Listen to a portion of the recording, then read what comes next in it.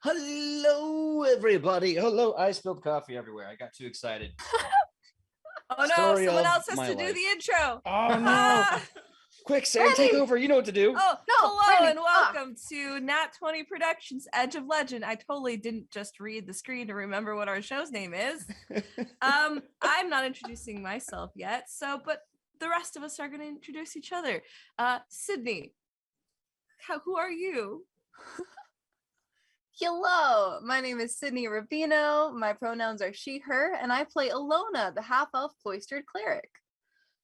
PJ, are you not damp anymore? I mean, I'm going to be damp until I'm not. So let's just power through it, shall we? Let's do that together. So great to see you, Sidney. Let's go to Sam now. Sam, who are you? Who are you playing? And what are your pronouns? Well, hello, I'm Sam, and I play Ichipukton Papakui, also known as La Pacificadorita. And our pronouns are she, her. And this is Frog. Excellent. Frog the good mug. Next up, Kylie. It's good to say that again. Kylie, please tell us who you are, who you're playing, and what your pronouns are. Hi, I'm Kylie, or I go by Kai. It really doesn't matter at this point. I play Shionibus, the Elven Ranger, and we both go by she, her. Is that it? Is that all of it? Yeah, Elven Ranger named Shionibus. Yeah, I think so. Unless you have anything else you want to add. Nailed it. Okay. One shot, one Put me kill. on the spot, PJ. I don't got nothing. You still were terrific. Next up is Wes. Wes, tell us who you are, who you're playing, and what your pronouns are. Hello, everyone. I'm Wes Johnson. I'm playing Dragon Targir, the Duskwalker Magus, and he's blue. And he's very excited to be a part of this group with all of these awesome individuals that he's amazed by right now. So, yeah, I'm also excited, but I'm a little sick. So bear with me if I can't do the voices properly the whole time. Absolutely. My dumbass did like a 7-8 hour long charity game when I got COVID. It was a good time. I don't recommend it. But I powered through it. Next up, Randy's first ever episode. Tell us who you are, who you're playing, and what your pronouns are. And if you want to keep anything secret for your introduction, you can do that too. That's true. That's a lot of power. No, hello, I'm Randy Alvarenga. I will be playing a Lothier Vanlinson, who is a person of some kind of ancestry. I'm excited for you to meet them. And my pronouns will be he, him for both me and him. Awesome. Well, I guess that just leaves me. My name is PJ Megaw. I am the GM for Edge of Legend and Nat 20 Productions official here on Twitch. My pronouns are he, him, and this tank top is ruined with coffee. So with that being said, we are going to start off with a small recap and then just kind of get the ball rolling. So for those who didn't get the chance to watch episode, I believe 14 last week, live, you can also check it out at the YouTube/Nat20Prods. And also, in case you missed Wes's awesome recap, again, YouTube and VOD and all the good stuff. But essentially what had happened was after the grand finale of the case of the Imperial Tiger, the heroes had to reset back at the Order of the Platinum Hammer to figure out where Tobias Raphaelis could have gone to, as he is possibly necessary for a prophecy to save the world from destruction. In this time, they hear some weird hullabaloo going on by a shooting range, and they find a blue-skinned man with white hair running away from two hunters chasing after him. As they collided with each other, they came to realize that this was, of course, the very being that Wes was, who was here trying to get some answers about their own life, and only found trigger-happy hunters that worship the god of the hunt. From there's a lot of bonding. I think there was some drunk wrestling happening in a tavern. Ichi got suplexed onto her head, and Wes's character basically exhausted himself in the process. During the night, though, they all shared a horrible nightmare of an armor-clad figure walking, silhouetted by a giant green eye, telling them to not save the world, and if they were smart, they just save themselves. While waking up, they realized they all had the same dream, discussed its meaning, and realized we need to refocus and hit the road. finding a group of hospitaliers that are set to go off protecting clerics and priests on the pilgrimage to the site where Meneva ascended as the first human-born goddess. They got along with the caravan and traveled out to Acadia, where they believe somewhere on this continent, Tobias Raphaelis is hiding from his responsibilities. After a long caravan ride, the sun goes down, the moon comes up, and a bunch of undead attack the caravan. They survive the combat, and this is where they make their campfire. But before we start, we're not going to start at the campfire with everyone. No, I'm going to try something different, and I'm going to single out Randy really fast. Randy, the breeze rolling through your clothes is a chilly, deep breeze, dry, but freezing cold. The moon hangs low in the air, like one cycloptic eye staring at you, judging you. The sand shifting back and forth around your feet seems to almost penetrate into your boots until you can feel it grinding against your toes. Your feet are on fire, your knees are aching, your legs and your lower back are stiff and on fire as you've probably been walking for 13 hours without rest. You are trudging on a journey that only you know and alone in this oasis desert. Give me a survival check. Right. Okay. I was not prepared to start like that. I'm great. I'm happy about it. All right. So that, let's see how that is. Survival. Ooh, yeah. Okay, 22. 22. As you start walking around the desert, you realize you haven't had water in over 8 hours. You haven't had food in approximately 10. You're starving. You're approaching dehydration, if not well into it. And as you look around, you realize there's nothing to subsist you on at this point in the desert. But you see a very unusual bit of shimmering sand, sparkling like diamonds in the moonlight. What is that? I guess I should check it out. Okay. I walk over very slowly. As I get closer, what do I see? Give me a reflex save. Ooh, nat 20 plus. Nat 20. Yeah. The holy nat 20 sound has rung. Yeah, but I'm still getting used to the new to this totally. 30. Oh, 30 total. The sand, as you approach it, begins to move and shift around you, fleeing to either side, opening up a deep cavern of land. And inside, you can hear something shifting, something scraping, moving really fast. You're able to, thankfully, jump out of the way of this open cavern in the sand's floor to a ledge for safety. The sound of clicking, shifting, like rocks dragging along rocks, start climbing up from the ground to your location. I want to get out of here now. You see him sort of look around for any place that he can try to like climb out, like get to a bit more safety away from what he thought was going to be something interesting and wasn't at all. This is very the opposite of what I wanted. Give me a perception check. All right. Ooh, not as good. Not as good. That is going to be a 15. Okay. So you look around for a place to hide. You realize you are in a flat, arid chunk of desert. While there is patches of grass, and off in the distance, you could even see forests and hillsides and mountainsides with more vegetation on them. Here, flat and dry and arid. And as you witness that there is no place to hide, suddenly it is upon you. A scorpion made of chunks of rock with claws made of crystal and ore. It grabs you with its hands and pulls you deep underground, deep until no light from the moon is seen, but the heat of the earth's core chokes the air around you. And you see the other hand slowly close and crush you. And then the scorpion begins to speak. You who would be my meal. There was something different about you. You are of the mud of the north.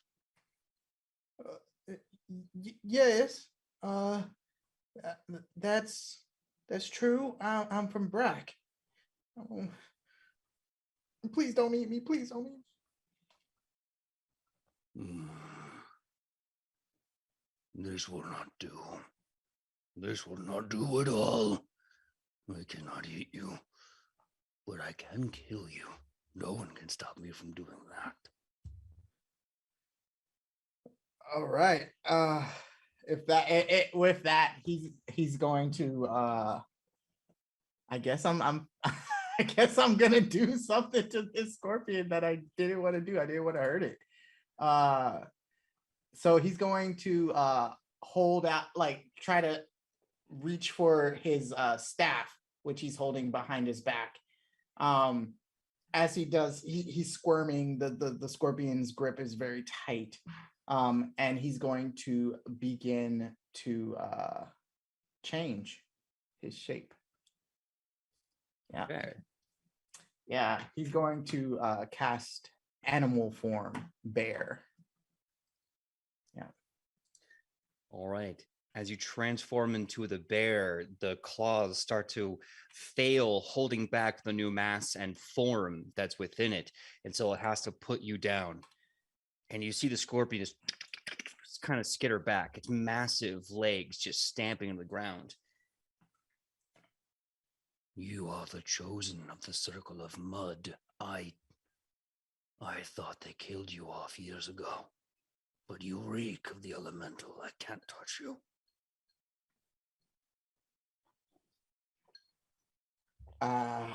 He's never heard of this before. No idea what this scorpion is saying, let alone that the scorpion's speaking, but you know, we'll allow that. He in his bear form, instead of what he would normally do, which is like rear up and get ready to attack, he just sort of stares pensively at the scorpion, tilts his head a bit as he's trying to understand what this circle of the mud would mean. As you look perplexed at him, the stones begin to break apart and forming different chunks of rock. They swirl in midair until they reform into that of a more humanoid shape. And it starts walking towards you with these newly aligned rocks and crystalline features. The voice, though, the same. You cannot stay here. The land has plans of you. The green quit you long ago, but the land itself. And as a chunk of that land, I cannot kill you even. If you wish to take the mudways, I will leave you of this place. But if you stay here, you threaten my very existence. Hearing that, Lothier will let the spell dissipate. As he reverts back into himself, he goes, I've never heard of the circle of the mud, but I would love to learn. That's why I'm out here, is to learn.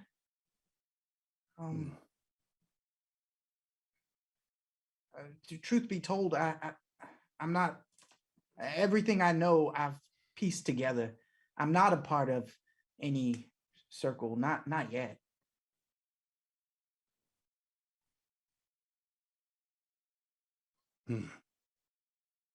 But no matter. The stones made a promise. The genies of the land made a promise. The spirits of the land made a promise. Now get out of here. Where are others like you? I'll find them out. No, don't worry. I can. And you see the rock start to move and ripple like water. And then when it starts to form solid again, it says, I have found them. Through the earth, I can feel them sleeping and trembling. A fire they have lit not far from here. I will give you the mudways. Close your eyes. The land will take you to them. And I do not recommend opening them for your own curiosities. It's perplexing. Now close your eyes and hold your breath and be gone from my home. All right. Is this gonna hurt? For my sake, I hope it does.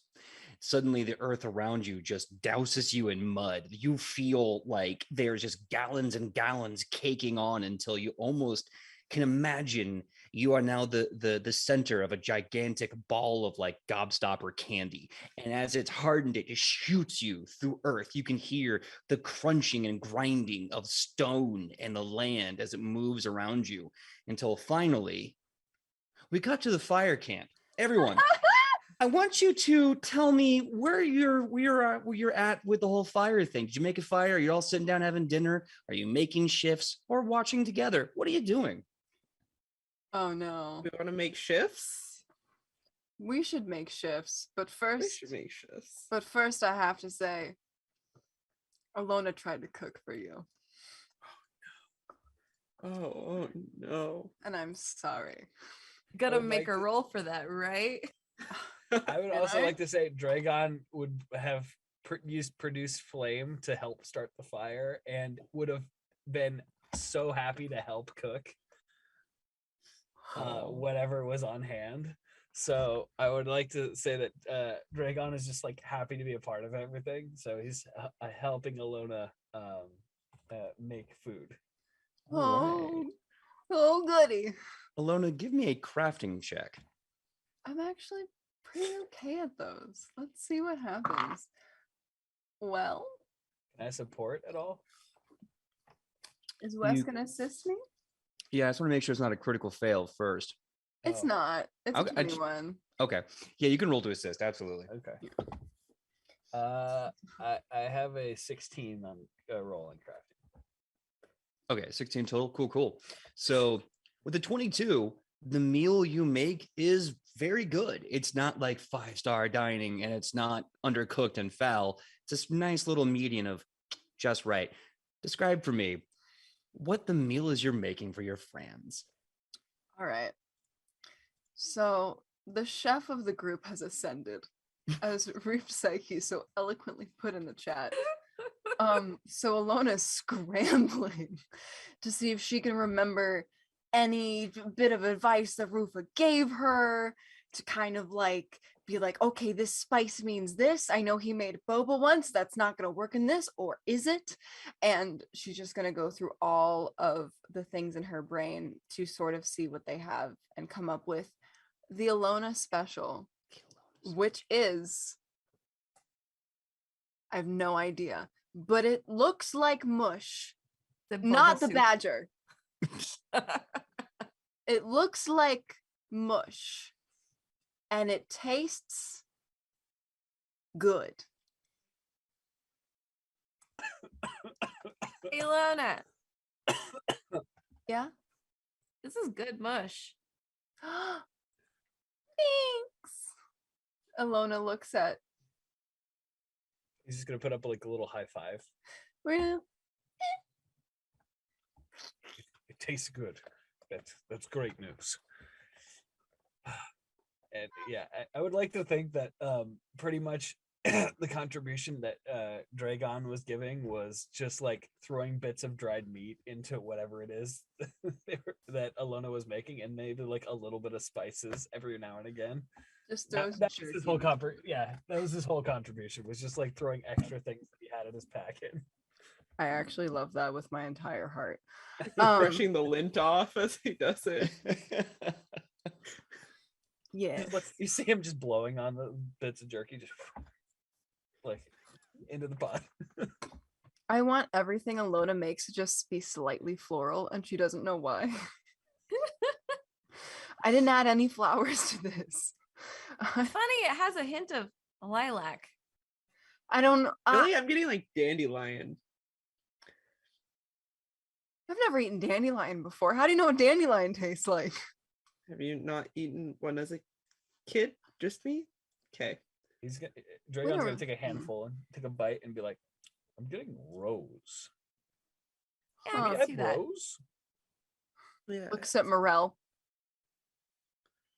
I like it. It tastes good. If I'm being honest, there's a nice like persimmon touch to it that I did not expect. There's this nice little like soft palate that I think is a daffodil. I'm not quite sure, but the whole thing is playing See? together, right? Yeah, no, it actually kind of works. It's playing together very nicely. I swear I wasn't picking flowers and putting them in my packet. The only thing I added was meat. Ain't nothing wrong with picking flowers. I do it all the time. Yeah, I crush them usually. Oh. Try to. Let it be known that Dragon only has meat in his sack. Good to know. Now, everyone, give me a reflex save. No. There goes that dice. Oh, I'm sorry. Oh. That's a 23. 23. Nice. only a 17 for Dragon. Okay. 10. Okay, 10. What do you got for me, Sam? 1 second. That is 17. Okay. So, Shonibus, you're fine.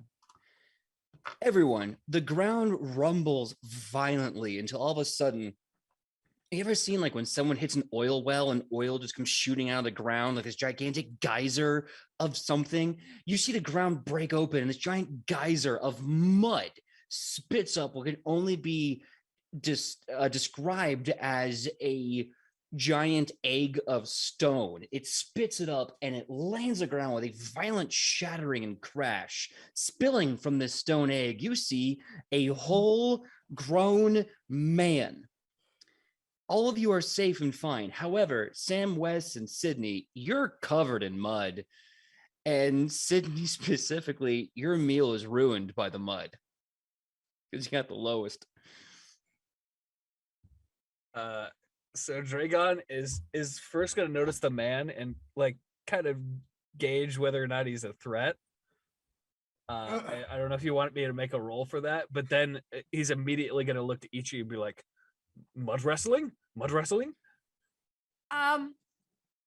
an introduction first before we mud wrestle. Right. Yep, that's fair. Alona's gonna get as much mud off of her as possible. Look at her food. Dump it in the fire. And just kind of cautiously walk over to this person to make sure they're okay. Are they okay? He is shooketh beyond belief. Like, never in his entire imagination would he have imagined whatever just happened, because he was just in an egg of stone and doesn't quite know, but he knows it was moving. And now he's in a very different place in front of a group of people who are now covered by mud, which he imagines has something to do with his arrival. He's staring at the ground. He's a human. As he sort of looks as Alona steps forward, he says, "Oh, I'm mighty sorry. I didn't mean to do this. It's okay. Hey, it's okay. I would offer you some food, but you just kind of splooshed all over it. So I apologize. No, it's fine.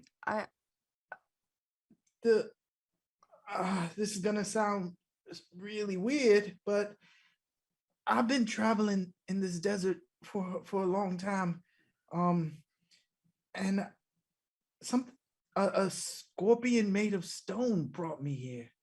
I know I don't know what that means. Knowing us, probably not good. Well, do you mean no harm? No, absolutely not. And he sort of steps back and he like brushes himself off and he goes, "My mama taught me way better than that. I swear, I don't mean anyone any harm. I'm just out here." And you see him as he's like hyperventilating and going through this huge speech of like what he didn't mean to do, but he is tired. This man looks rough. His outfit already had a lot of mud on it. He was inside of this egg as it sort of burst out of the ground, but there is he looks very dirty and worn from his travels.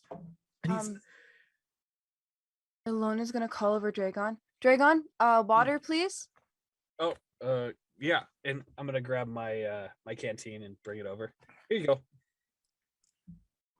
Oh, is that water? Yes, and he's gonna take it from like pointing it to Alona to the newcomer. Yeah. Just like holding it out to Alona, and then yeah, Oh, right, got it. All right. Thank you.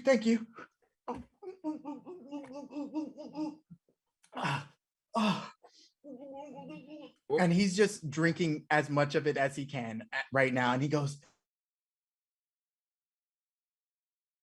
"That was mighty nice. Oh, thank you.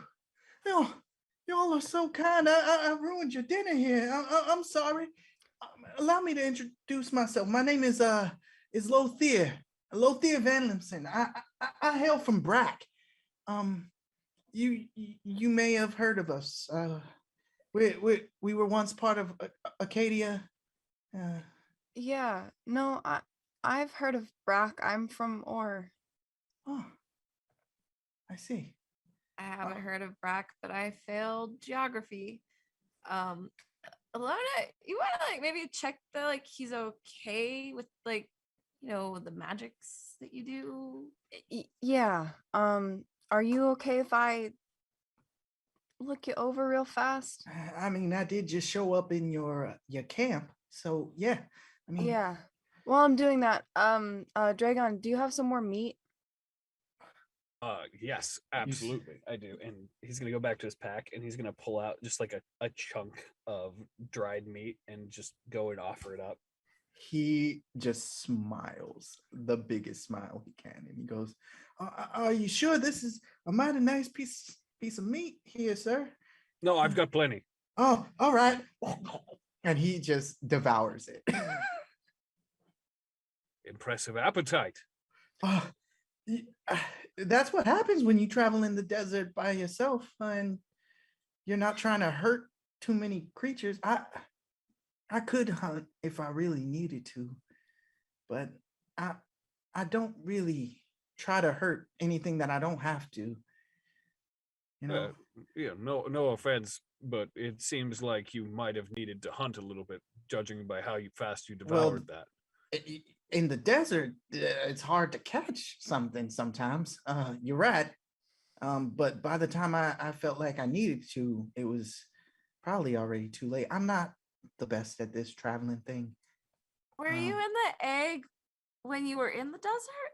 No, not that I know. Is this your traveling egg?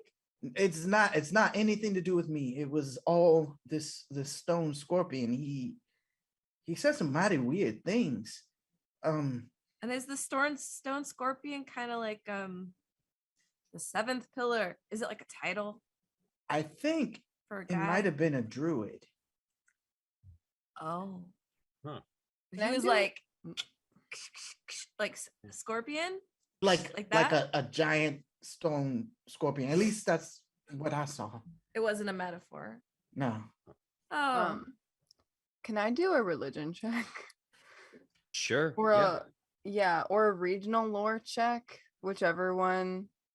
Maybe Yeah. regional lore would be better. They're the same modifier, so Sure. Also, at the mention no. of like traveling egg or No. like transport egg that Ichi said, Dragon would like to hop into it and see if he could make it go. Okay, you hop into this shattered stone egg looking like a vase, like what fell to the ground. Give me a give me an Arcana check, I guess. Okay. That is a 23. Okay, so 23. I'm going to mentally bookmark that really quickly. Sydney, what was your regional Go for lore it. check? 24. 24. Okay. From kind of being around this general area of the continent that there are some very unusual monsters out in the Oasis. A lot of undead, a lot of demons ever since the Looking Glass era. But This sounds more like you've never heard of a scorpion made of stone or rocks. You've heard of like really big scorpions, nothing like this. So you're thinking it's probably not a scorpion per se. So Dragon is in this shattered stone with the 23. You're looking around. There's like no instruction manual. There's no seat, no cushion. But you definitely feel that there's a lot of magic. There's definitely a lot of evocation and abjuration magic that has been put into this. Is there a big enough piece that he could sit in and use telekinetic projectile to launch himself a little distance? I am going to regretfully say yes. Because he'd like to sit in it and be like, all right, I'll do it myself. And then just launch himself like a little bit with telekinetic projectile. Just like, I want to try it. It looked fun. Okay. I'm so Hold glad on. we added another himbo to the party. It's going to be Dragon and Morel up to no good. Have their adventures. 100%. I mean, he's pretty much like troublemaking in general. I mean, immediately upon meeting Ichi, there was wrestling and drinking. And I'm she sure was like at least 75% down for the mud wrestling, but But now,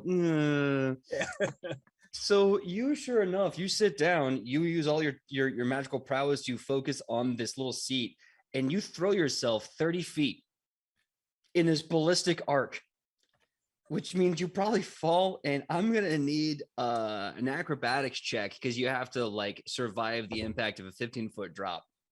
Okay, I thought I rolled a 1 for a second. It was not a 1. So that's a 17. 17. Okay. Yeah, it's starting to like comet back to the earth.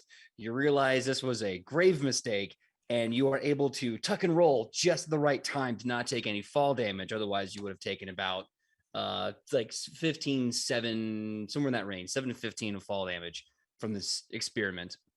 He got it to work. you okay? Yes, that was awesome. See if you can get higher. And he's gonna like start dragging it back across the sand and be like, "Does anyone else want to try? I can make it go." I had enough the first time, but thank you. You know, it reminds me of this guy back in the wrestling circuit. It was El Escorpion, and that was kind of his gimmick. You know, like he would be in an egg like that, and just like, but then his tail would come out, go, and Wait. like slap you across the face. Were you thrown from the desert in a stone egg by a wrestler? And he was like looking directly at Lothier. Lothier goes, I mean, I didn't stop to ask. I mean, you would know if it was him because he always wears like a big, like metallic shirt with like spandex leggings. And I don't think I saw that. Scorpion. And he always has like 3 people fanning him with like Okay. cactus paddles. So a if metal it shirt, wasn't- not a stone one. Got it. Yeah. Maybe his brother. I don't know. Maybe. All I know is he said I needed to come to you all, and I don't know why. He said something about, and he sort of leans over. He goes, "You see, I'm studying to be a druid myself, or at least I want to be. It's not working out completely the way I wanted it to. I'm not a part of any circles." And then he said something that was really weird. He said something about a circle of mud. And in my studies, at least from what I've gathered thus far, I've never heard of anything like that. He said that to go on that path, I needed to find the 5 or something like that. And he looks and he starts counting, and he goes, and there's 5 of you. So I think I'm supposed to join you, or at least and he sort of goes really quiet and he goes, I know you don't know me from from the next man. And I promise I don't eat much, and I'm not noisy, but it would be real nice to travel with some other people for a little bit, even if it's just for a little while. Yeah. Yeah, Dragon's gonna walk right up to him and be like put his hand on his shoulders, like, I just met everyone a couple of days ago. You'll fit right in. Like, you see Morel eating like this weird mush out of a bowl. Like, yeah, we're basically best friends now. You know, it's just, we're all best friends now. You too, Lothian, my man. I just want to know, do we have to travel by egg? Is it optional? I don't ever want to travel by egg if I don't have to. Oh, okay. Cool. Yeah. That was What do you- it, what do the you guys- landing is not nice. I want to travel by egg. I mean, you did try. I mean, he traveled a few You feet. did. Yeah, you accomplished that. I'm proud of you. Thank you. You want to have a go? It's rather fun. Maybe I think after Shionabis I should get go. on mud. Yeah, Shionabis. And he starts pushing the like piece of rock towards you. Be like, have you done this in your several thousand years? Have you flown through the air on part of an egg? Mhm. No, I've flown through a carriage. Thanks, Alona, and I think that's all I want to do. We're So I on a can flying continue to live carriage. on for You should ask Alona about it sometime. I need to Huh, make a Lona? list of all these things I need to do. Oh, you guys seem to have had lots of adventures together, flying carriages, and I mean, you're new, but you're blue, and I haven't seen many blue people. I didn't mean any offense by that. I'm It- sorry wait, if that was. he- That's rude. what I said. He looks at you. He looks at can't you. ask why people are blue. He looks at you confused for a second, and then looks down his arm. Oh yeah, it's not a big deal. All right. He's still like slightly looking out the corner of his eye, like, is it not a big deal? Alona just whispers to him, like, I've been trying to figure it out for like the past few days. I've been taking notes. Do you want to read them? Oh yeah. What's your name? I don't think I've learned any of you guys' name. I'm sorry. Oh, I'm Alona. Hi. It's nice to meet you, Alona. Nice to meet you too. And this is Shionabis. Hello. She's a princess. Why? I'm- Why would you just go It's around really telling hard people not that? to. Do you want me to get Princess. assassinated? It's Yo. really hard not to. I'll keep it secret. I'll try, but I've never met a royalty person. That's He's a prince, and she's gonna point to Dusty. I'm traveling with all the royalty in the world. And Ichi's a wrestler. Morale. And Yeah, He's I'm also a just- prince. Are I'm just you- wrestling Dragon? royalty? No. Are you like a knight in shining blue armor or something? Well, I guess it's not armor, but No, it's just skin. But also, Dragon's gonna be looking at Shionabis like, you're a princess too. I didn't know. You didn't tell me that. You're just gonna let the new guy know before me. I mean, I'm kind of a new I mean, guy you both are the too. new guys, so it's But I I'm the guess good to blue find out new at the guy. same time. To You're be honest, I think I let it Next slip time. when we met you, but Shionabis shut me up right in time. Oh, Yeah, so I tried. well, I Yeah. appreciate being included now. it's not something I share, Alona. Something we share. Well, if, Something that everyone else shares. if he's gonna be traveling with us, he might as well know. I mean, also, I mean, well, I don't know nobody. It's fine. if it makes you feel better, I'm just a cleric. A cleric. But you know, you've read so much. Don't sell yourself short. You've read so much. Also, you make like flour chili, and it's pretty good. It was pretty good. Thanks. pretty good. It's the flour chili and the spinach puffs. They do pretty okay. I want one. You want my spinach puffs?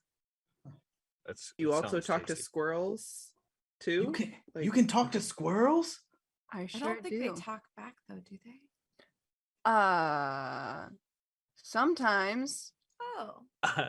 With that, Dragon is just gonna like look around shiftily and close his pack a little bit. I'm gonna look at the silent friend who's shoveling food in his mouth, who was also said to be a prince. And so you're a prince too, right?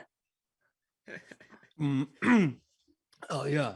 I mean, not really anymore, but I was the second prince of Acadia for quite a while. Yeah.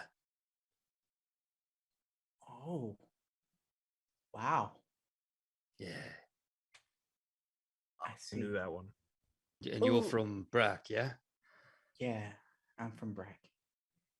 Is there like Ah, sorry to interrupt. I gotta put this food down now. I was just wondering, is there like a river around here? Because everyone's covered in mud. And while mud wrestling is kind of cool and interesting, Shionabis, I think like the longer she's covered in mud, I fear our lifespans are shortened. Oh, I didn't get covered in mud. No. Oh, No, you didn't? I'm good. Okay, good. No, You're good. I'm Just us faster than then. that. Does Yeah. anyone want the mud off of them? Because I have a way to do it. It just might hurt a little. Are you gonna beat the mud off them? No, maybe, sort of. Do you want the What- mud off of you? Yes. Okay, and so he's gonna place whoever wants the mud off of them, just and then take a few steps back and cast Gale Blast. Oh my god. I knew something like that was going to happen. I Ichi knew- steals herself. And he's just gonna look and be like, "You're sure about this?" It's a little late. But right. yes. And so it says, "Wind flows from your outstretched hand and whirls around you." And in a 5-foot emanation, each creature in the area takes bludgeoning damage equal to my spellcasting modifier. With a Right. fortitude save, but it's literally just a bunch of wind. I'd like to think that he would hold back a little bit, but Your fiance just said your full name in the chat. Oh, what? Hold on. Oh, no. I'm in Oh, the middle trouble. name. I'm in trouble. So Clever. oh no, I rolled high on the dice, so it would be 8 damage if it's full, and then everyone needs to make a fortitude save. And that's even the ones of us who didn't say yes, right? Because it's, Yeah. it's a I was 5 saying that I pulled them off to the side a little bit. Fortitude save is 14. Okay. Ooh. What's your DC, my man? What's the DC to beat for you? I'm trying to find that out. I'll be 100% honest with you. That's all right. If you go to the second page where all your spells are, it should be the top left corner. Okay. I think if I'm remembering correctly, it's been a while since I looked at. the Oh, character yeah. sheet. That's where it is. Yeah. I am so good at what I Spell DC. I'm sorry. I'm trying to find it. do. Let's see here. Where all So my let's see. spells are. Oh wait, yeah, I got it right here. So my spell DC is 20. Ha! I got a dirty That's 20. high. Okay. So Sydney succeeds. Sam, what did you say yours was again? 14. 14. Yikes. That's a fail. So on a success, like Sydney rolled, she's gonna take half of that 8 damage. Ichi, you take 8 damage, and you are pushed 5 feet away. But you're a rock dwarf, so you only pushed like 2 feet away. So Ichi stands there, and Wes, what does this look like? Like, what is all the? So originally I thought it was a almost like a force push, but it seems like it literally whirls around me. So literally he puts both his hands out and is kind of like, all right, and you literally just see almost a tornado of wind going around him. And I'd like to think that some of the mud comes off you guys. Yes. Ichi stands there, and like everything is just like flying back, and she's just getting pummeled by, the wind. And after it settles down, she's like, "That was awesome. You're great. We should. Oh, thank you. We should collect strangers more often. Like we got a good run going here. Right? The new one's a druid. That's cool. Cool. in training. We're gonna have to talk later. I want to know what things you can do. I as you say that, I jump up and down and I go, I can do that one too. Wait, really? Yeah. Do me. Oh, all right. He walks over and he he casts Gale Blast. The spell DC to beat is 21. 21. Okay. And that's fortitude. Yup. Oh no. Oh no. What is it? So that's a 13. Ooh, That's 2 points away from a dirty critical fail. Oh god. Ooh, okay. I rolled a 2 on the dice. I rolled a 2 on my 6, but that's a 6 total. So there you go. Yeah. Cool. Yeah. Ah. So I guess Dragon gets knocked back 5 feet and definitely takes some wind whip damage. And he goes, "Are you okay? I'm sorry. Was that too much?" No, that was ow. That was great. Did it get any of the mud off, BJ? Yeah. Yes. I will say it's not a lot of mud off, but you are looking a little less muddy. Did it at least dry the mud? Yeah, absolutely dried the mud. Okay. And so he just starts like grabbing the chunks of dried mud off of himself and being like this. And he's just like literally grabbing like dried chunks off. See, it's way better when it's dry.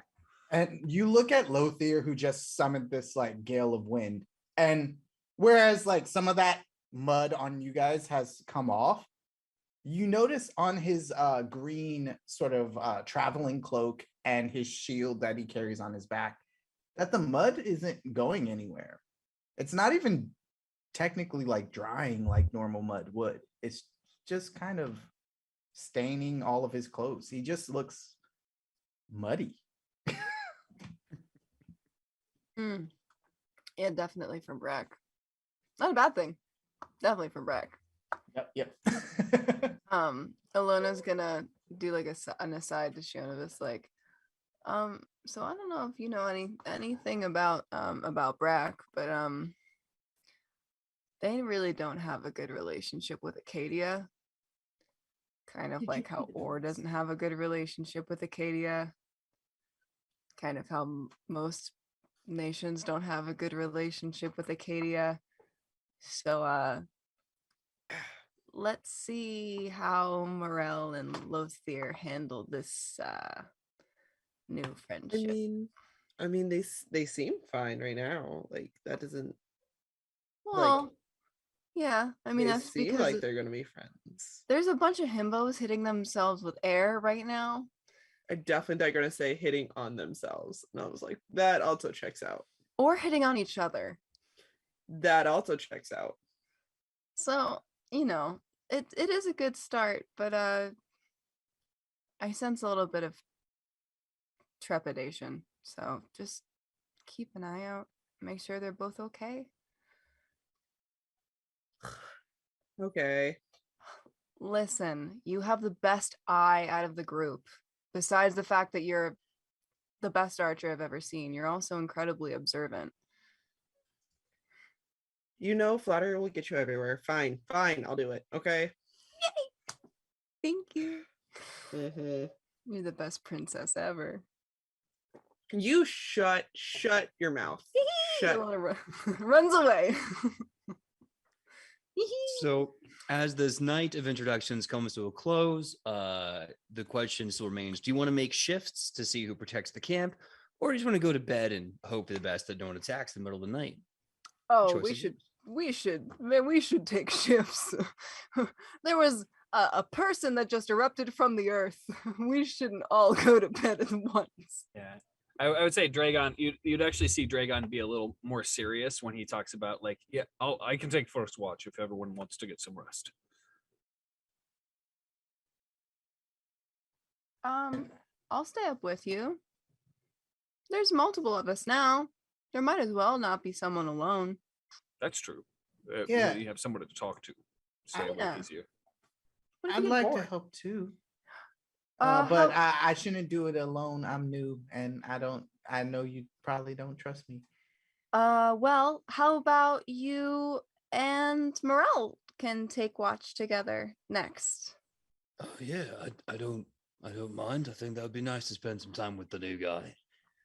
Great. All right. Yeah. That's nice. And then Shonibus and Ichi are next. I will take last watch. Great. Yeah. Awesome. All right. Please get good sleeps. We'll wake you up when it's your turn. Okay. So first shift starts. Give me a perception check to see if you notice anything out of the ordinary. 24. Okay, 24. And what's yours? Dirty 20. Okay. Windows said hello. Yeah. Hello. All right. So, if you would like to spend this time having a quick little role play moment, the timer will be on for about 5 minutes of role play.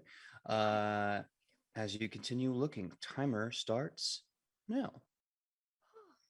So you've had a lot of adventures together, have you? Yeah, we're really lucky. It's actually really crazy how we all found each other, you know. I'm sure Ichi, filled you in for the most part, but Was it as crazy as a man being ejected from a stone egg out of the desert? Because if that's happened to you guys a couple of times, I think it might be something to do with who was ever here first. no, that's a first for me. Alright. But most things are firsts for me. I really only left Ore when like a year or so ago actually. I haven't really been out in the world for very long. Really? That's Yeah. surprising. You handle yourself quite well. I appreciate that. But, I don't really know what I'm doing. I'm just excited to have some stories of my own now. We got to see a man, a druid, shot out of a stone egg in the desert. That's one I can add to my list now. So I'm glad to have been a part of it.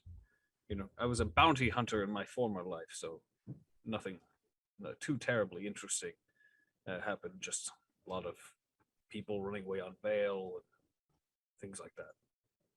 I think you're selling yourself short. I'm sure there's lots of really interesting stories that you could tell with that. My father and I did get up to some crazy things, and well, I mean, he might, for all I know, he could still be up to crazy things. I'm not sure. Dragon, you keep talking about your previous life like it's common knowledge that most people have previous lives, but what happened to you? Well, it's it's still a little fuzzy, but my father and I were hunting a bounty, and it was a man who apparently had been quite a kind father and husband, and suddenly went mad, killed a bunch of guards, town guards, and we were hired to hunt him down. And when we found him, I almost lost my will to fight. That's when I woke up, well, looking like this. Oh, I'm originally from Svegar. oh, yeah, I think you might have mentioned that we had a friend that was from up there. Friend is loose, but I'm sorry. Oh, it's fine. I've been given a second chance, and that's something that most can only hope for. And it has enabled me to meet all of you and join you on your adventures, so I am grateful. But I do miss my father and my people. When you woke up in this new body and you were told that you were a prince, is the Yes. first thing you did was run away? No. when I tried to explain who I was, but they kept me under constant guard. And also, I woke up younger than I am now, somewhat of a child's body. And, well, they trained me in the ways of magic, but those people, there was something dark about them, something not quite right. Do you think that they did this to you? I don't know. They never explained anything. They just had me keep up appearances, as though I was someone who had already been there prior. Their prince had come back to life, or some such nonsense. How long have you been like this? Several years. And only recently did I gain their trust enough to be able to make my escape. Do you think they're looking for you? Most certainly. I hope to have angered them quite fiercely. Well, we'll do our best to keep you away from them. I appreciate that. I've only known you all for a short while, and it is not normally in my nature to trust some people that I have just met so quickly, but there's something about all of you. And clearly we are connected in some ways because of the dream we shared, but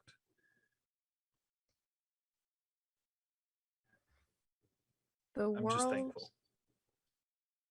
Me too. Because the world works in mysterious ways. It's a very tired phrase, but I really do believe that we all met each other for a reason. And, you know, sometimes people come in and out of your life to teach you a lesson. Sometimes those lessons are hard. Sometimes they're wonderful. Sometimes they're just fun. And I don't know what lesson we're supposed to teach each other yet, but I'm eager to find out what it is. And I'm eager to join you on your adventure. You said that you have only been adventuring for a year.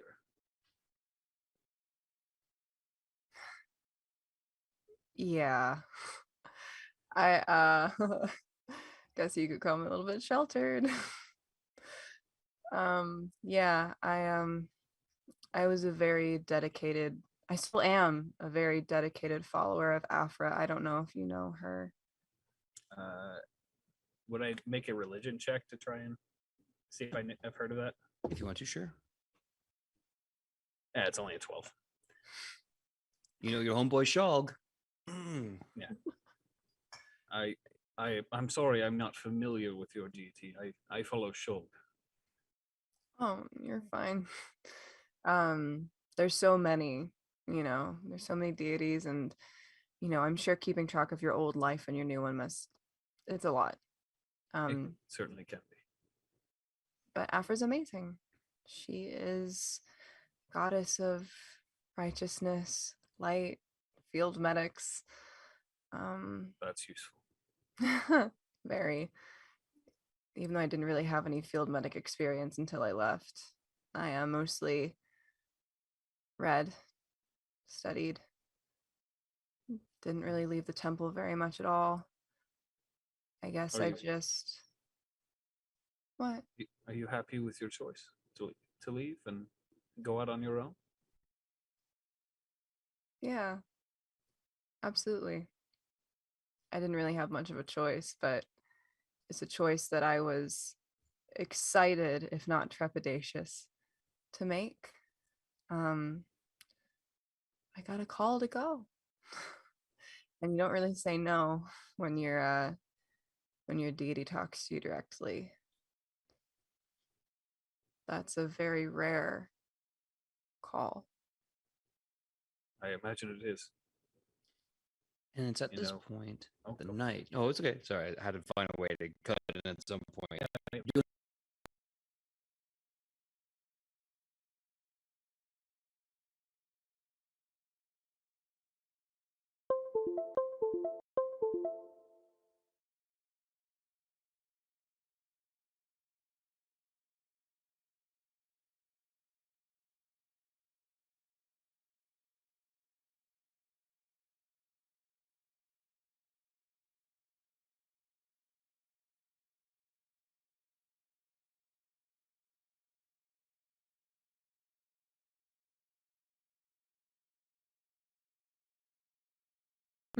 Effie Burton was like, stone scorpion lashed him. No sound as of yet. That's not fun. Oh no. Oh, wait. I think I hear the sound now. It'll play back. Okay. There we go. All right. They missed me going burp, burp, burp. It's our new remix. All right. So I'll never do it again. never. See, y'all missed it. You know, you got to get the green room experience. So for that, the shift ends. Nothing of unusualness happens, and you two shift off for the next shift, which belongs to Lothier and Morel. All right. All right, and if you can, give me a perception check at the tip of the top.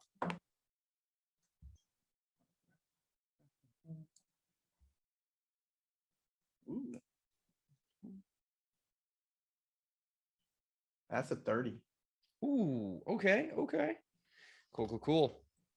So try to keep about 5:30. And with that being said, you two go on shift, and when everyone goes back to the camp to rest, your shift starts now. You see, Lothier is not as chatty as he was earlier in the evening as the night starts. He sort of keeps awkwardly looking over at Morel. But like if Morel starts noticing that he's looking, he'll like dart back and like look out at the horizon like he's like really looking for something. Morel is kind of staring off into the middle distance, just scanning the night, looks over, kind of sees you turning your head away from him that whole bit and goes, huh, no, it's probably nothing. And then like after the third or fourth time, he's kind of sheepishly like digs his feet in the dirt. Lothier, this shift is going to be quite a while. Is there anything you want to say, mate? Is there anything I want to say? No. I'm here to guard and be watch, and there's nothing's bothering me at all. It's not like I'm sitting here with some royalty of the Akkadian Empire or anything like that. Yeah, well, former nobility, second prince removed of title and station, and also remove of Akkadian citizenry, just a mate of the world, I guess you could say. But you were still raised there. It's yeah. I'm sorry. I'm being a bit rude. And he sort of shifts a little bit to look at you, and he goes, it's just Acadia is a large part of where I'm from is struggling so hard.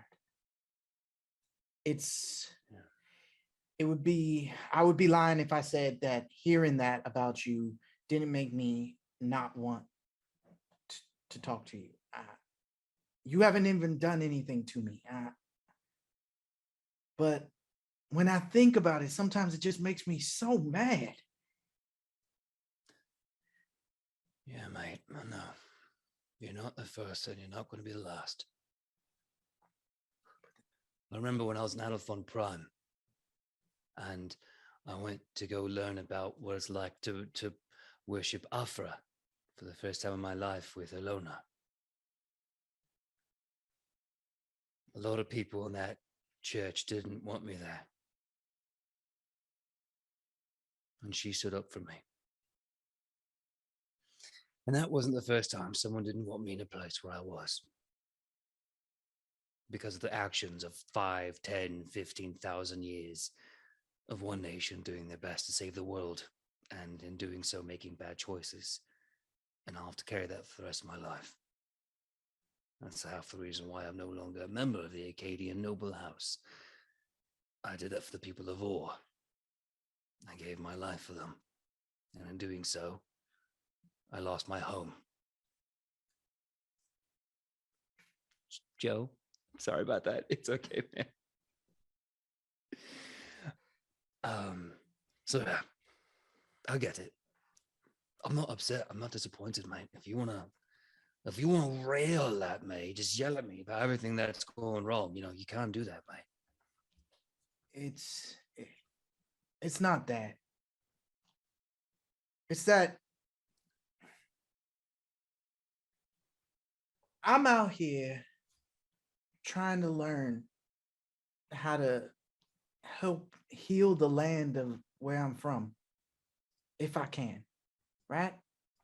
That, and a large part of that is we were providing so much to the Akkadian Empire for so long, and for the past what, couple centuries, 300 years, there's famine and suffering and abject poverty. It's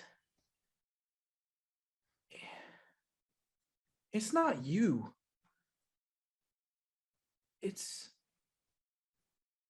There's this insurmountable wall in front of us, and we don't know how to knock it down. And I guess I shouldn't.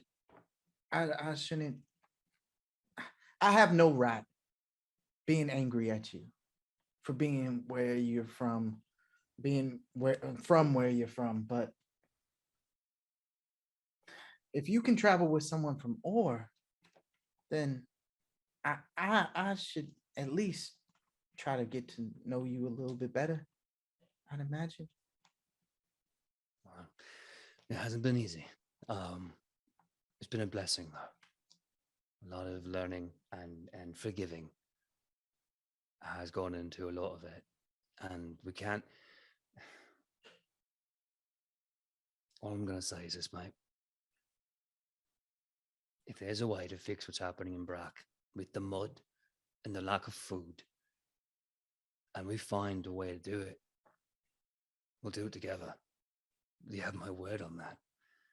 And even if my country doesn't back me up on this, like I said, piss off to them. I ain't their prince no more. I'll do it my damn self. You see him sort of stop for a second, and then just like lean over and give you a big like hug.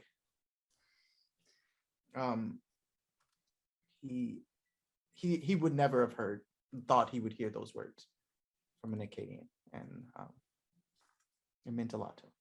Give me a perception check. Yeah.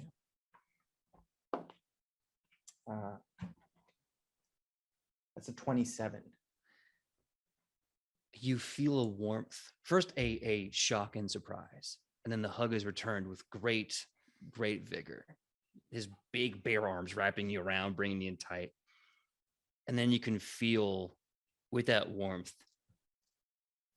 a kind of gentle sobbing. And then once the hug is finished, a kind of deep breath, and Morello goes, you know, you're the second person that has chosen to forgive me and to accept me. The first being Alona, the second being you. I mean, little people here and there changed how they handled my presence, but it's nice to know someone actually genuinely cares. Thank you, mate. I really appreciate you. All right. Well, I guess we should actually be looking out for something, I guess. Yeah, no, absolutely.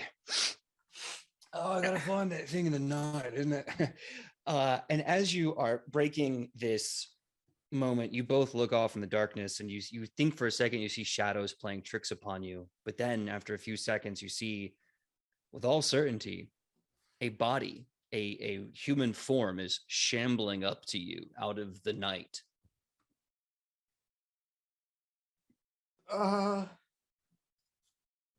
Morel, do you see that? Yeah, I do. I'll tell you what, mate. And then he gets up, he stomps his foot in the dirt, and this massive shield kind of spins up. He catches it, throws his hands in. He goes, "You get behind me. If we make contact, you shout for the rest. I'll make the front line." All right. Okay. So Morel gets in this boxing stance with this massive shield cutting off his entire neck down to his thigh from view. And he hunkers down, hiding this powerful haymaker hook punch, like at a moment's notice. You suddenly see a human frame wearing chainmail, a breastplate, a holy tabard, tattered clothes, coming in from the night, looking exhausted. You see great wounds upon their body and some of their skin dappled with the kind of ichor and rot of the undead flesh. And as they come sauntering in, you just hear,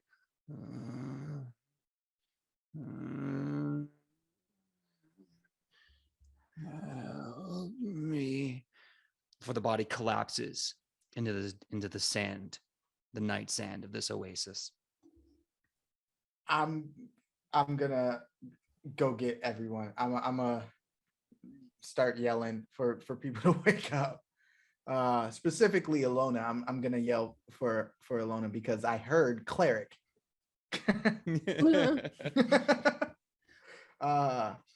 And yeah, I'm just like, Alona, everybody, get up. Like you probably Yeah.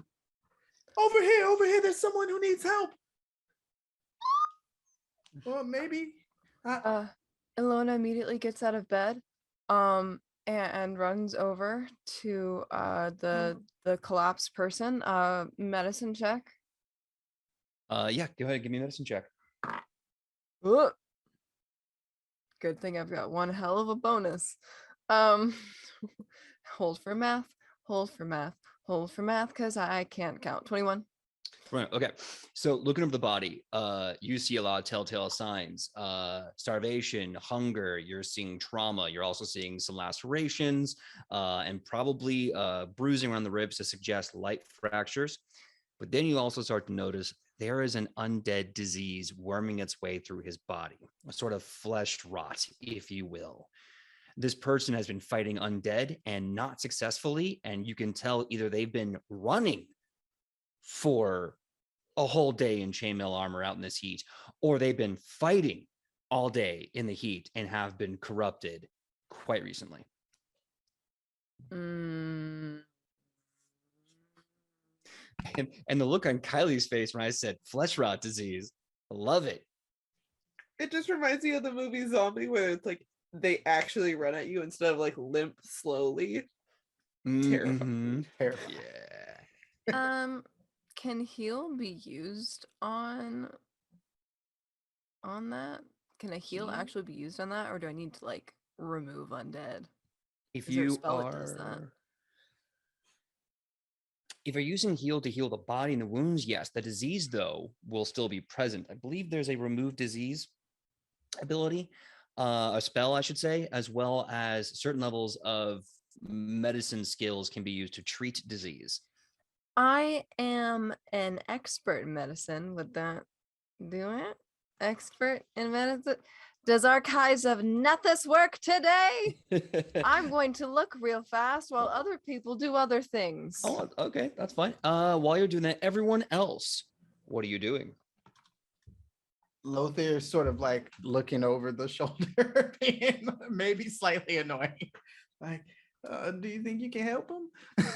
But he's I don't think he's seen necessarily like an undead in this way before. Like, yeah. Just like, huh, what? She's looking around and she sees there's no like immediate thing attacking us, and that Alona is doing Alona's thing, and she's gonna start rifling around in her bag for instant coffee. She's gonna find some and just pour it in her hand and go like, okay. Oh Yeah. God. What's happening? So I run over and I'm like, we saw this guy approaching us while we were on our shift, and he kind of fell over, and then but he kind of looks like a what I hear zombies or something like that would look like, except not the full way, just like part of the way, and is Half very strange. zombies. Half a zombie. That's it. I've heard of these. Okay, she takes another shot of instant coffee powder. Oh God. Okay, you want some? Yeah. Yes. All right. I mean, here- wait, I probably should have. I'm about to go to bed. Are we? Are we though? No, probably not. I'm gonna take it. I'm gonna be up. Oh no. Like a Not salt good. shaker. She just and she's like, okay, let's go see what's going on. She'll go over and just watch Lona work and like keep her eyes out and ears out for anything else. Okay, so apparently, since I am trained in medicine, there's no like bonuses, supposedly, to whether you have expert, master, legendary, other than the addition to your modifier. But if you're trained, you can treat disease, but you have to spend at least 8 hours caring for the diseased creature. You have to make a medicine check against the disease's DC, and you can't try again if it fails until the creature's next save against the disease. But that means I would be spending 8 hours on this person in the desert, like actively treating them for this. I don't have remove disease as a spell.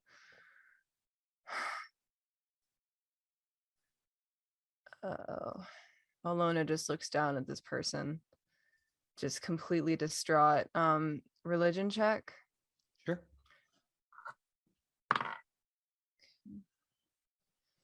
It's a 28. Yeah. You're doing this to determine what the disease is, or you're doing this to determine something else? I'm trying to figure out if this is like if this is a disease that he got from like a regular undead, or if this is like a curse from a deity that deals with undead. You can tell this is absolutely a disease that can be accrued through time spent with undead. There's many unfortunate things that they can do to your body to turn you into one of them, to corrupt the living flesh into a walking beacon of decay. This is one of them. Sometimes they just curse you straight up so that when you die, you become one of them. Sometimes there's this like creeping insidious disease that turns you into one of them anyway. If he's not cured within a week, give or take, and I mean fully cured, he will die and become a contagious undead. Can I make a survival check to see if fire would stop the spread? Okay, go right ahead. That is a 17. 17. Usually would stop the spread if it was in a limb. Basically, you'd be doing a controlled necrosis to stop the thing from moving through the body. But as you're seeing it in the face, it leads you to believe that it's basically in all of the major parts of the head. Necrosis of this part would cause partial paralysis, if not absolute death. So yeah, Dragon just takes a look and like pats Alona on the shoulder. I can't do anything for this man, and like just lays back down. We have a caravan, right? Do we each have individual camels, or do we have a cart that could fit a person on We it? paid for a cart. We paid for a cart. Mhm. Okay. Ilona looks at everybody. It is not in my code of conduct or in my nature to let someone go without trying everything I can to help them. So I'm going to start treatment now.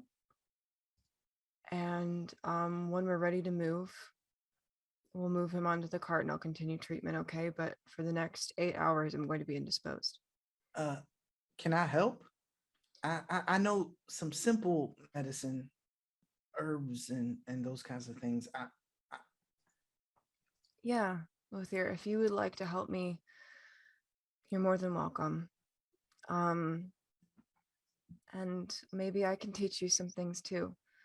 That means it's up to the rest of you if anything else attacks us to keep us safe. We're not going to be able, I can't stop if I want to save this person's life. And Alona is going to start working on this person. Okay. Give me medicine check to begin the work. Hero point. Ooh, I just rolled for my help roll, and a help with medicine is 31.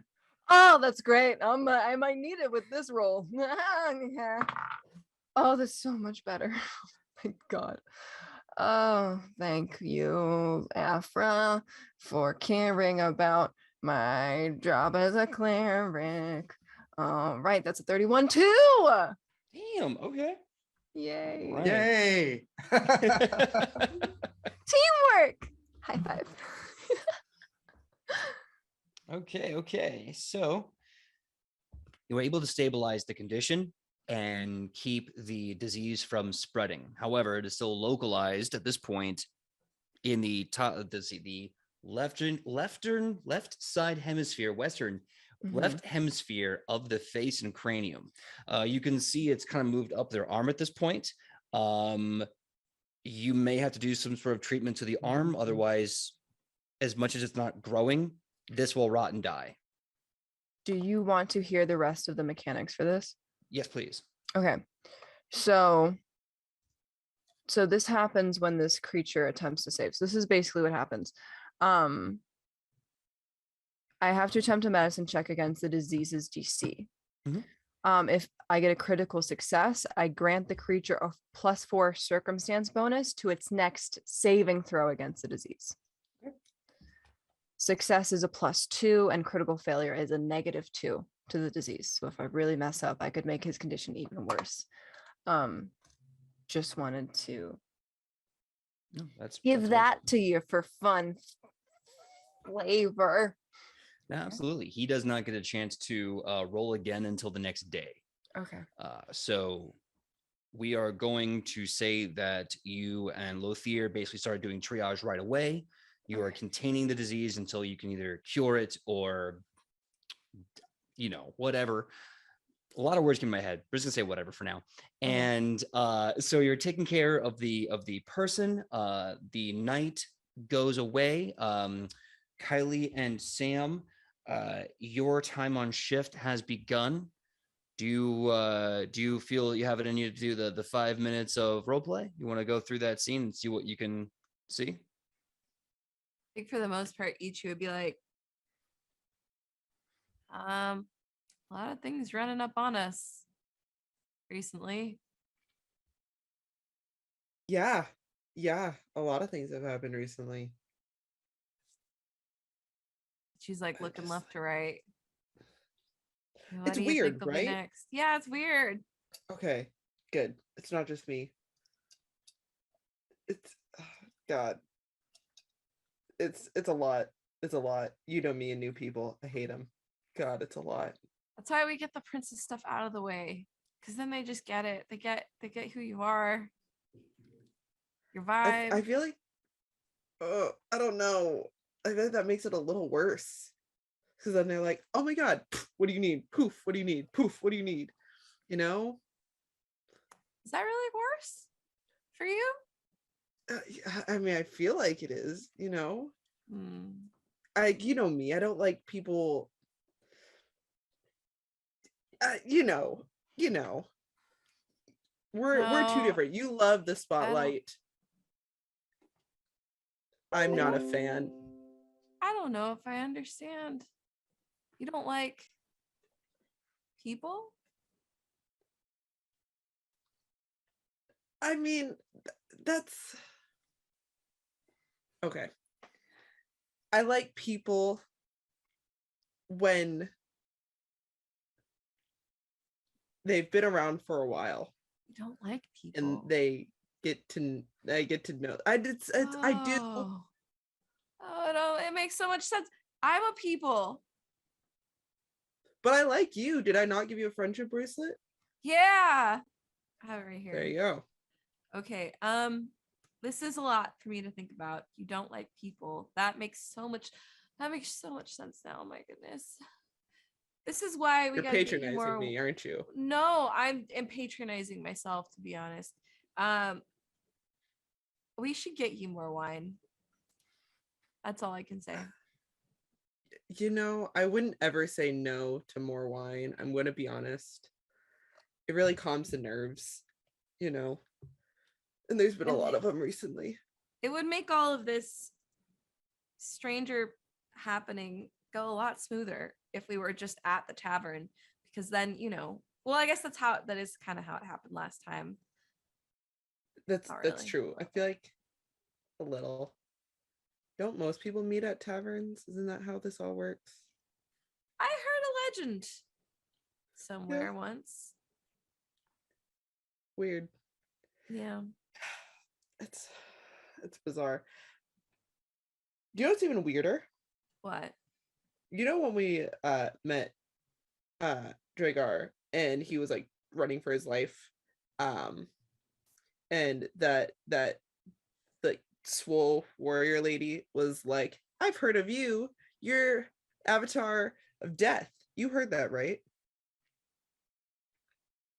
I did, and I was a little confused because I was like, I feel like Shionibus wouldn't tell people that, just like the princess thing.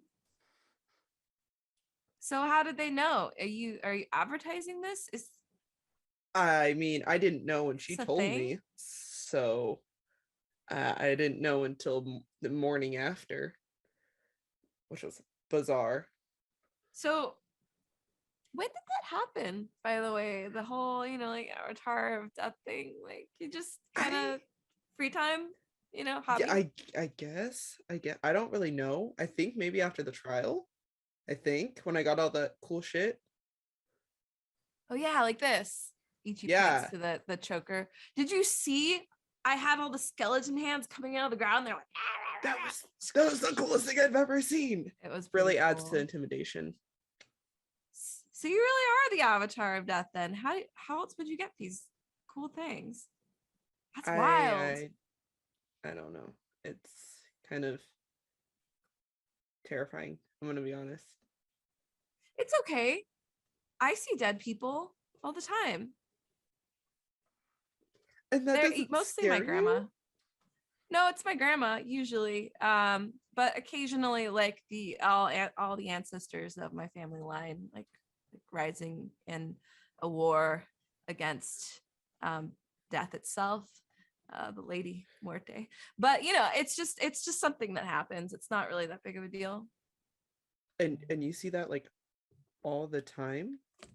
Not all the time. Ichi stares into the darkness. Does she see any spirits? While we're doing that, let's do a quick perception check for both of y'all. Let's see if I can do better. That's a 29. Oh God. 27 math. Okay. So before the shift ends, you look out into the darkness like, do I see any dead people? You see a ton of dead people. What? You see ghosts. You see spirits, wraiths. You see this entire field is littered by heroes, warriors, priests on pilgrimage, clerics just scattered about, aimlessly meandering. And you can tell from their clothes, their armor, their personas that some are very recent, maybe the past 5 years, some are thousands of years gone. In fact, one such armored knight is wearing old steel plate mail from Acadia. And you see him looking around with helmet in hand. Commanding officer. Commander, where are you? Commander. And he's just running around looking for this commanding knight that he is supposed to be falling in for, I guess. And we both see this? You both see this. Now, Ichi had stared, seen all this, turns back to Shionibus. She's like, yeah, see him all the time. It's not really a big deal. She just has a horrified look on her face as she looks out into that field. as you continue to look out in the field, you see the knight looking around. Looks at you, makes eye contact with you, Shionibus. Ichi, I see dead people. What? You're not supposed to do that. I see dead people, Eugene. It's kind of freaking me out right now, but it's fine. Is he looking at you? Don't look at her. The knight goes, I'm so sorry. And then looks at you and he goes, you can see me too? I mean, yeah. Oh, What are oh you? my goodness. What are you doing? I- She uncovers Shun. I'm lost. My commanding officer, she made us swear an oath to protect some pilgrims, some priests. But we were fighting for so long, and gosh, so many of us were dying. It's been 12 days since we've been out here on our oath of protection, and I can't find her anywhere.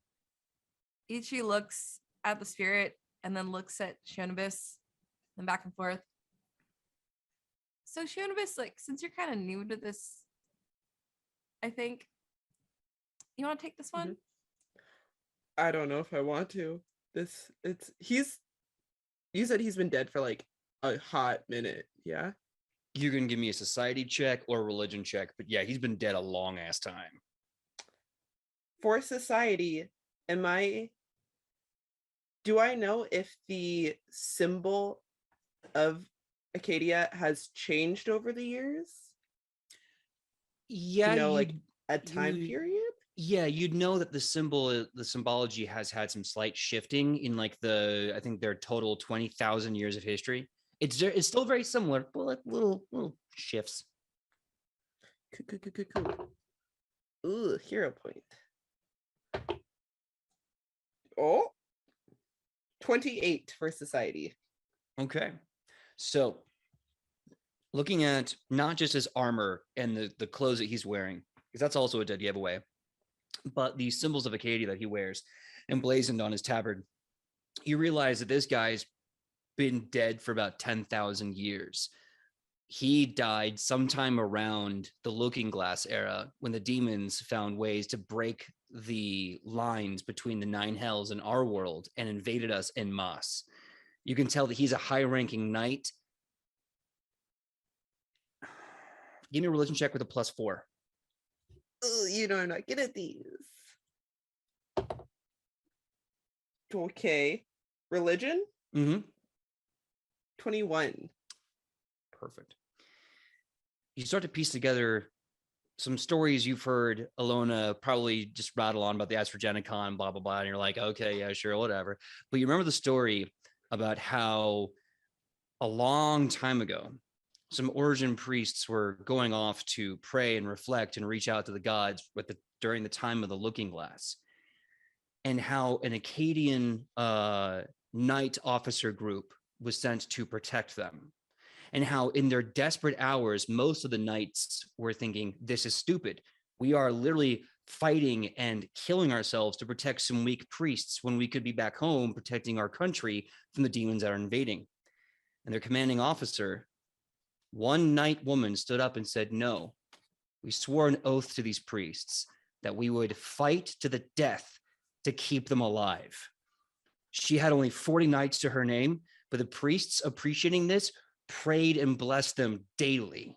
And for 18 days of constant battle, they stood the line and fought demon after demon after demon. Their numbers dwindled daily, but they kept fighting because that was their oath and that was their damn job. Until on the 18th day, the only person left alive was that commanding officer. And with nothing but her battered shield and blunted sword and the priest's blessing, the priests themselves slowly dying from exhaustion, she went out to battle one more time, held the line against unknowable bloody number of demons. And when she died, Osmot himself plucked her from this earth, and she ascended as Minerva, the goddess of oath and duty and paladins. And this is one of her less fortunate 40 knights who's trying to find his commanding officer, and he has no clue that she's a god now. How do I break this to someone so gently? Hi. So It's been a little longer than 12 days. More like a couple of thousand years. Just a little. That thousand of years. Yeah. I'm just gonna she's gonna look at Ichi. It's like ripping off a band-aid. Like you just gotta do it. Your commander is a god. What? What? No, you're pulling my leg. No, this is a joke. No, I know she's good in a fight. She's not a can't- god. We can't pull your leg. You're a ghost. Sorry. It's true. Don't hurt me. Don't eat me. Breathe deep breaths in, out. Don't worry, I got you. I'm the avatar of death. I got this. Oh, get off me! Get off me, you avatar of death, get off me! I think he handled it really well. He's taking it good. Yeah. Yeah, this is great. All right, so. Okay, so what does this mean? What do I do? What should I do? I mean, who did you worship when you were alive? Well, I worship the platinum dragon, the god of all that is good, and one of the staunch first gods of Acadia, the Azamat, the platinum dragon. Well, maybe Azamat will hear your prayers and will let you find the light. She's gonna look at Ichi like, I don't know how this works because there's no light with my god. It's all darkness. Yeah. So, what Shionovis means to say is, look around. What do you see? Do you see like a tunnel to go towards, or like a crow that's ready to like pick you up and take you away, like in a good way or a bad way?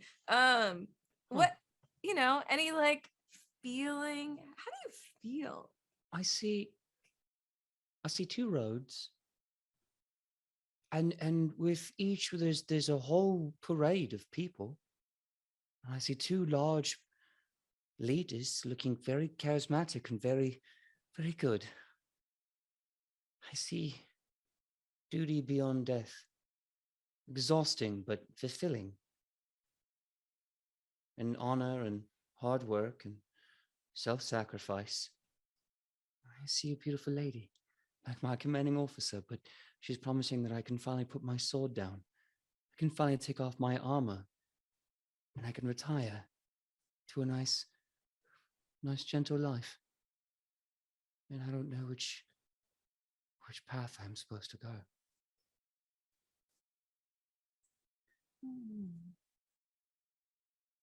Oh, okay.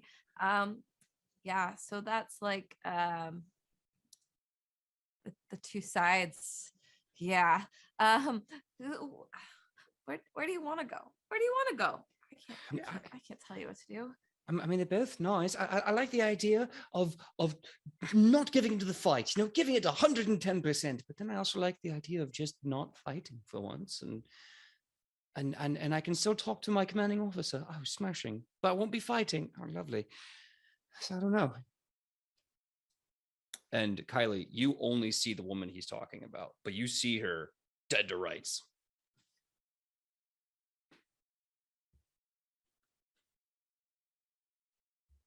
So do I actually see Minerva? Oh, you don't see Minerva. You see Lady Muerte. You see the Maiden of a Million Deaths. And you see she is this beautiful, like velvet painting with this bright neon, almost like Day of the Dead skull painted on her face, black lace, like long wedding gown almost, but all black. And she looks very delighted to see you. Kind of gives you like a little, hey. She's going to frantically tap Ichi's shoulder. Yeah. And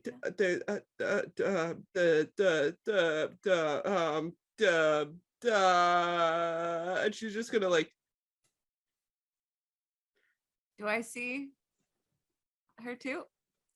Oh yeah, that's her. Yep, yeah. You really are the Avatar of Death, aren't you? Wow. Oh my god. Oh. Okay, yeah. Deep breaths. You I can should have do gotten deep a breaths. pamphlet. You should have got a pamphlet. You know, if Rufo was here, he probably would help me make a pamphlet for you. I'll have to figure it out on my own. Okay, you can take a deep breath because you have lungs. Him, however. Oh, okay. Do I see the other side? And if so, what does it look like currently? Yeah, you see El Phoenix in his brilliant blazing white suit, his perfect white suit with this kind of mask of a bird on his face, beautiful big white mask that just flares off, and you see the millions of people, the million lives behind him. You see your uncle, you see a bunch of other warriors of Azmokan and other warriors of the world who decided we're not giving up the good fight. And they're looking like they're ready to go when the sixth era kicks off. And can you remind me, what is Lady Muerte's like overall goal? For like when the sixth era war ends and they get to If she decide wins, the new yeah. world. So she wants to basically create, for lack of a better word, a living world of the dead where there is no war, there is no violence, there's no conflict. There's also no passion. There's no intense feelings. Everyone's kind of living in this joyful, almost milieu, this abstract passiveness, peace, Yeah. through just nothing. And El Phoenix, does he have a vision as well? I just want a refresher, especially if I'm going to tell Shiona this. Oh, of course. He obviously wants to create life unbridled, unhindered, with no limitations, swelling and bulging like a blister. He wants to create life unfettered. Things will be brighter, stronger, people will live longer, but with that, there's probably going to be a swelling of potential, good or bad, it's hard to say. These two are not really about good or evil. They're about life or death, and they both want peace, but on their terms. So whose terms do you agree with? That's kind of the trick. So I will relay this all to Shionibus. I'll tell our new friend, Mr. Ghost, sir, just give us just a minute, and I'll relay all this to Shionibus and say, yeah. So my grandma and my uncle are over with El Phoenix, and it's like this eternal battle, like this. And then when people die, they choose to go this side, choose to go that side. And you can see it all now. So yeah, this is what I like see sometimes. Right now, you do too. So there's your pamphlet. But you're doing great, Shandavis. You're doing really good. I think because you're like the avatar of death now, maybe you can like help him make a decision with all this information I just dumped on you. Give it a try. Yeah. I got this. It's fine. She'll turn to Mr. Ghostman. So I haven't been doing this for very long, but I've died a few times. So that should bring you some comfort that maybe I know what I'm talking about. Oh, good. You're an expert in death. That's smashing. I need that. Yeah. I'd say do what would bring you the most peace in a life that you have more control over than you did before. That's really heavy. It's hard to think. It's so heavy. This armor is so bleeding heavy. This sword. My grip is exhausted. It's so bloody. heavy. I think I know what I'm gonna do. And he just puts the sword tip down in the sand, and he just takes out a boot dagger and starts cutting the straps of his plate mail, and then leaves that in the sand, pulls off his plate and drops it. I'm just so tired, I can still feel the armor. I just took it off. It's like a collar around my neck and shoulders. It'll be like that for a little while. Yeah. I think I just need to rest for a little while. And she says that when I am done resting and that they need me, they'll call me. And until then, I can just retire. I think I'd like to do that now. Great. And with that, he slowly walks over to Lady Mila Muerta, who just wraps him in a hug like a mournful mother, rubs his back, pats his head.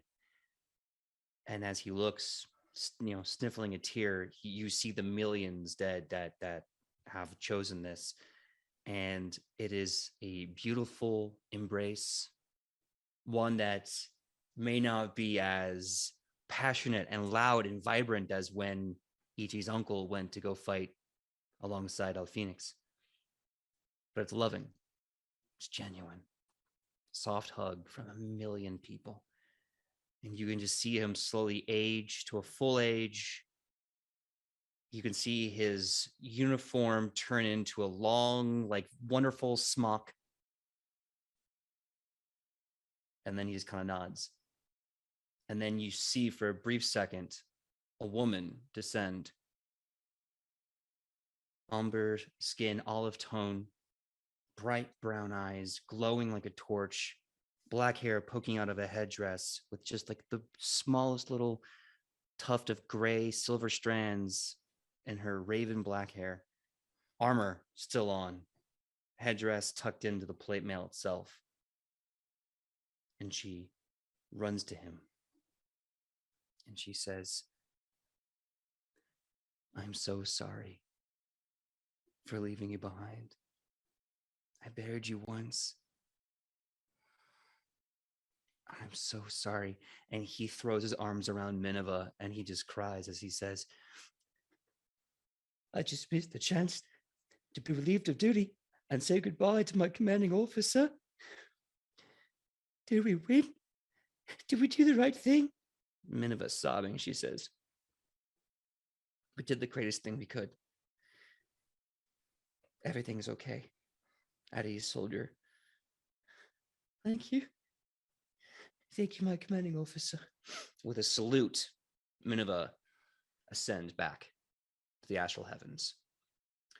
And that is where we're going to take our mid-show break. Thank you to everyone for hanging in for all this role play. Everyone gets a free hero point because y'all were tremendous. When we come back in about 5-ish minutes, we're going to get the other half of today's episode. We'll see you then. Hello, everyone, and thank you so much for hanging in for the first half of the show, and thank you so much for that quick break. Kylie had to go get some sleepy sleep because they have a rough day at work tomorrow, so they're going to go pass out, and we're going to wish them the best and have an awesome tomorrow. But that being said, we're going to, before we cut to the next day where the sun rises, we want to have a brief moment. Sam, you've just witnessed this thing happen between this soldier and Minerva and the entire army of the dead. What are you going to do?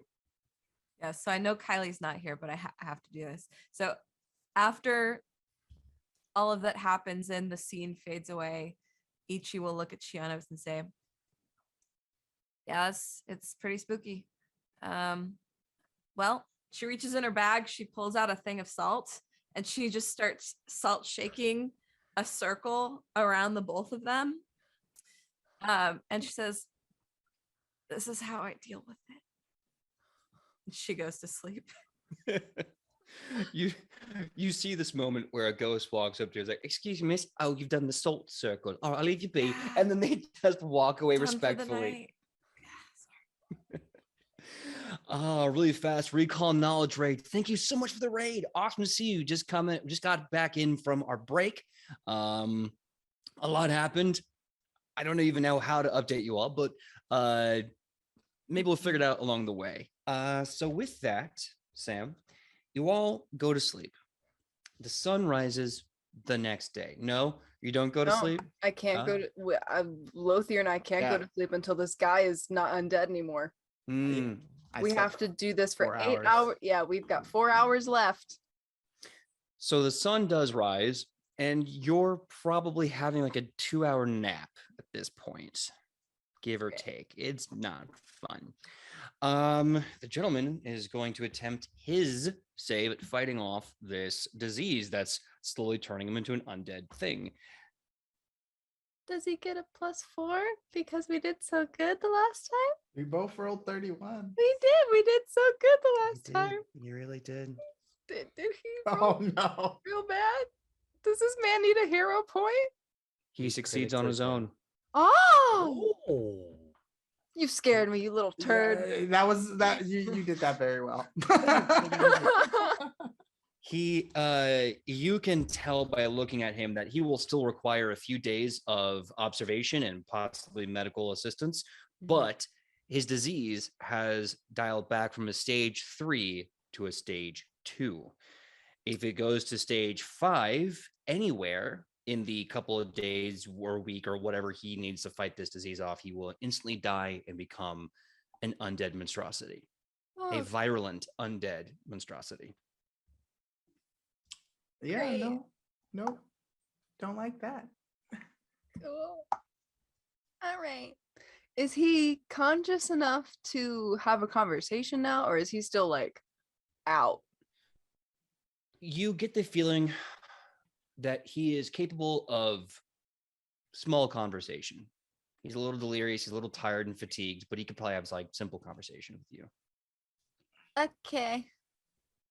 I'm gonna ask him what his name is. My name is Titus. I'm a hospitalier of the Platinum Hammer. I was sent to protect the pilgrimage. We left shortly after you did. We were hit hard in the night and we had to scatter to protect the pilgrims. And now I'm here. Wait, what? Hey PJ. Mm-hmm. Wasn't like Tobias's dad named Titus? No? But he said, okay, this was tripping me up. Titus from the plot. All right. All right. So this person left shortly after we did from the Platinum Hammer. They were protecting clerics, going to the site of Minerva, were attacked by undead. Oh God. Where's everybody else? I don't recall. The combat was heavy pitched.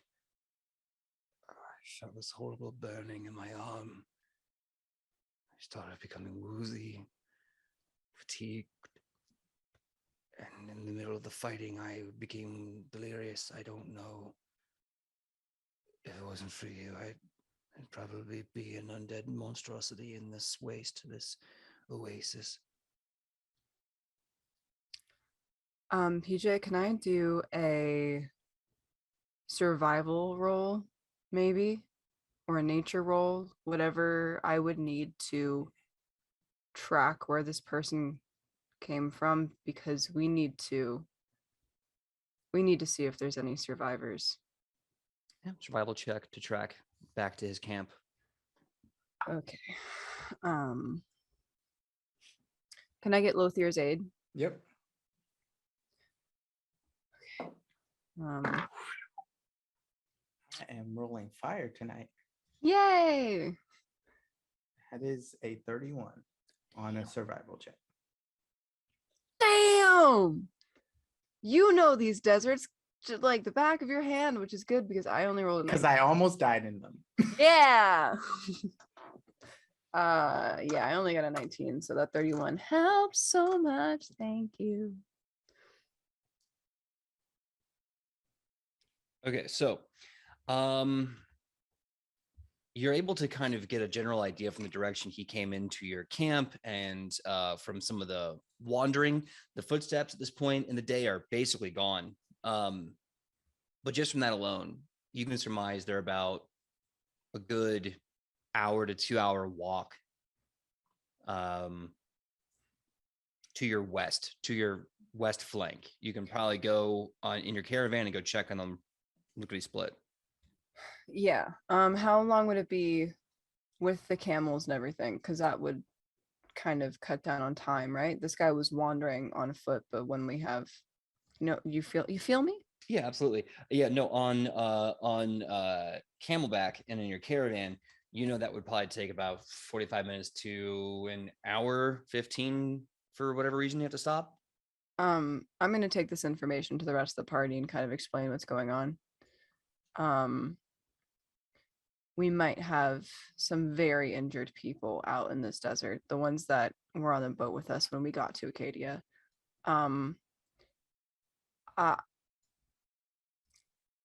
We have to help them. If there's anyone left. Let's go. Okay. So does everyone come with, or are Lothier and I going alone, or am I just assuming Lothier's going to come? You don't have No. I'm 100% coming. Okay. Yeah. I think I'm also sorry. Yeah. I'm very surprised that this group is so helpful, and I love it, and I'm very excited to help. So Yeah. it's enthusiasm that you see as he's like sort of just grabbing his few things and getting ready to go. Ichi asks,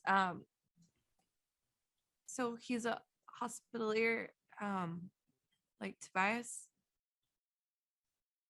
Yeah. Yeah, we gotta go. We gotta go help them. All right. Alona looks like Dragon. Oh, yeah. Dragon is fully armored and he's like pulling meat out of his backpack. Like, so he wouldn't like quick breakfast while we're on our way. I sure would. He hands like he goes to hand some to Alona and then remembers the squirrel detail and then hands it to Lothier instead. Oh man. Looks a little sheepish. Just like I'm very sorry if that was one of your friends. Alona's chili, squirrel chili. No, that was rabbit. It is part of the circle of life. And he like sees Alona's face, just like, did I make it worse? It's fine. I'm gonna process that in my own way.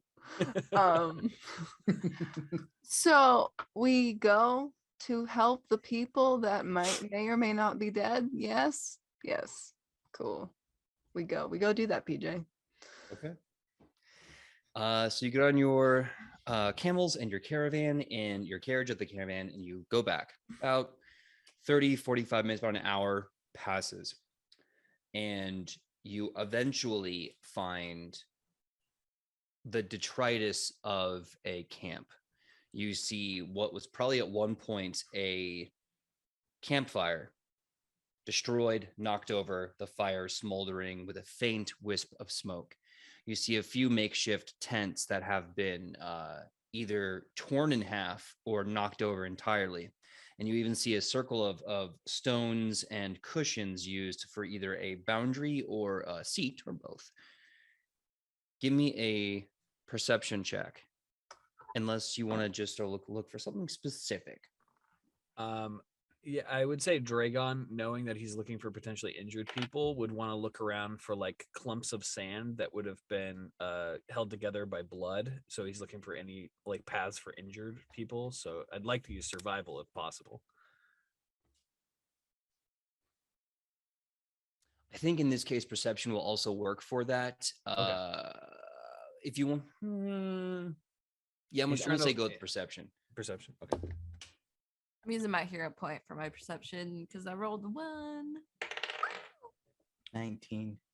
19. Okay, 19 perception. 27. 27. Okay, 33. 33. Received nothing. Yeah. All right, you received nothing. I received nothing. I only got a 12. Let's see. So Lothier and Dragon, you look around the site, you are seeing the makings of a horrible, terrible battle, and you can tell deep furrows in the sand where literally everyone just cockroached for their life, just sprawl out and just escaped in any direction they could. You do see a lot of blood in the sand, as well as some other very suspicious viscous chemicals kind of being absorbed by the crystals of the sand. Sam and Sidney, looking around, you find what appears to be a treasure chest, which has been broken and flipped upside down. And you can just make out the exhausted, dehydrated, and very injured form of the only living pilgrim priest here. Oh, there's someone there. Okay. Medicine check on the priest. He's alive. He's exhausted. He's dehydrated. He's terrified and has not slept in about 2 days. And he's just, and you can just see he's muttering in prayer. Alona tries to talk him out of it and say, "Hey, hi, buddy. It's okay now. There's people here. You don't have to be under here anymore. It's fine." And Alona tries to give him some water to see if he'll take it. Give me a diplomacy check. And if Sam, I think you're there too. If you also want to do a diplomacy check or anything else, feel free to do so. Well, I just want to make sure he's not a zombie. You can give me a medicine or perception check for that too, if you like. Do perception. 26 perception. Okay. 24 diplomacy. Okay. 26 perception. You're looking at this person, this pilgrim priest. You see no signs of wounds, contact, or no signs of necrosis or any of the same disease rot that Titus the Hospitalier is currently going through. Sidney, as you offer him some water, you see he's kind of for it, not breaking eye contact with you, and he starts drinking heavy glugs as a dry throat bathes in this water. Thank you so much. And he hands it back to you. And he slowly, more calmly returns to his prayer. Do I know who he's praying to? I'm assuming it's Minerva. Yeah, he's praying to Yeah. Minerva. You can tell from the way he's praying, though, he's Orjan. Oh my god. Oh my god. Immediately picking up on that, Alona starts praying with him. She starts praying to Minerva traditionally as an Orjan would, and meets his tone, and through meeting his tone, coaches his tone to be more calm and collected until he reaches a state of peace as much as he can. Give me one last diplomacy check. Okay. You're working your way down the ladder of social Escalation. combat. Yeah. Yeah.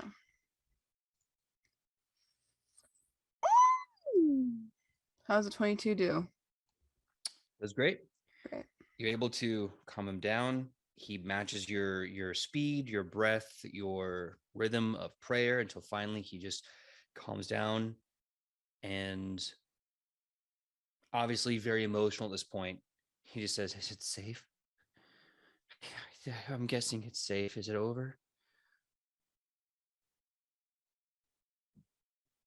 It is over, buddy. I, I'm sorry that you had to go through that. And I'm sorry to tell you that there isn't anybody left except for one person that was here to protect you. That's good. I'd feel really bad if they died. I know that you're going to the parasite.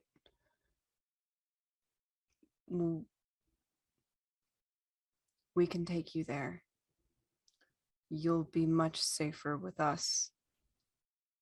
I'm offering it to you as a choice, but honestly, I don't think you really have much of one. I'm sorry. That's okay.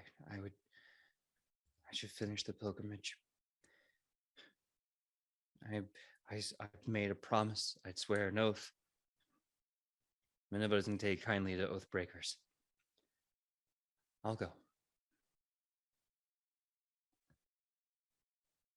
I'm sure she'd understand. I'm sure she would.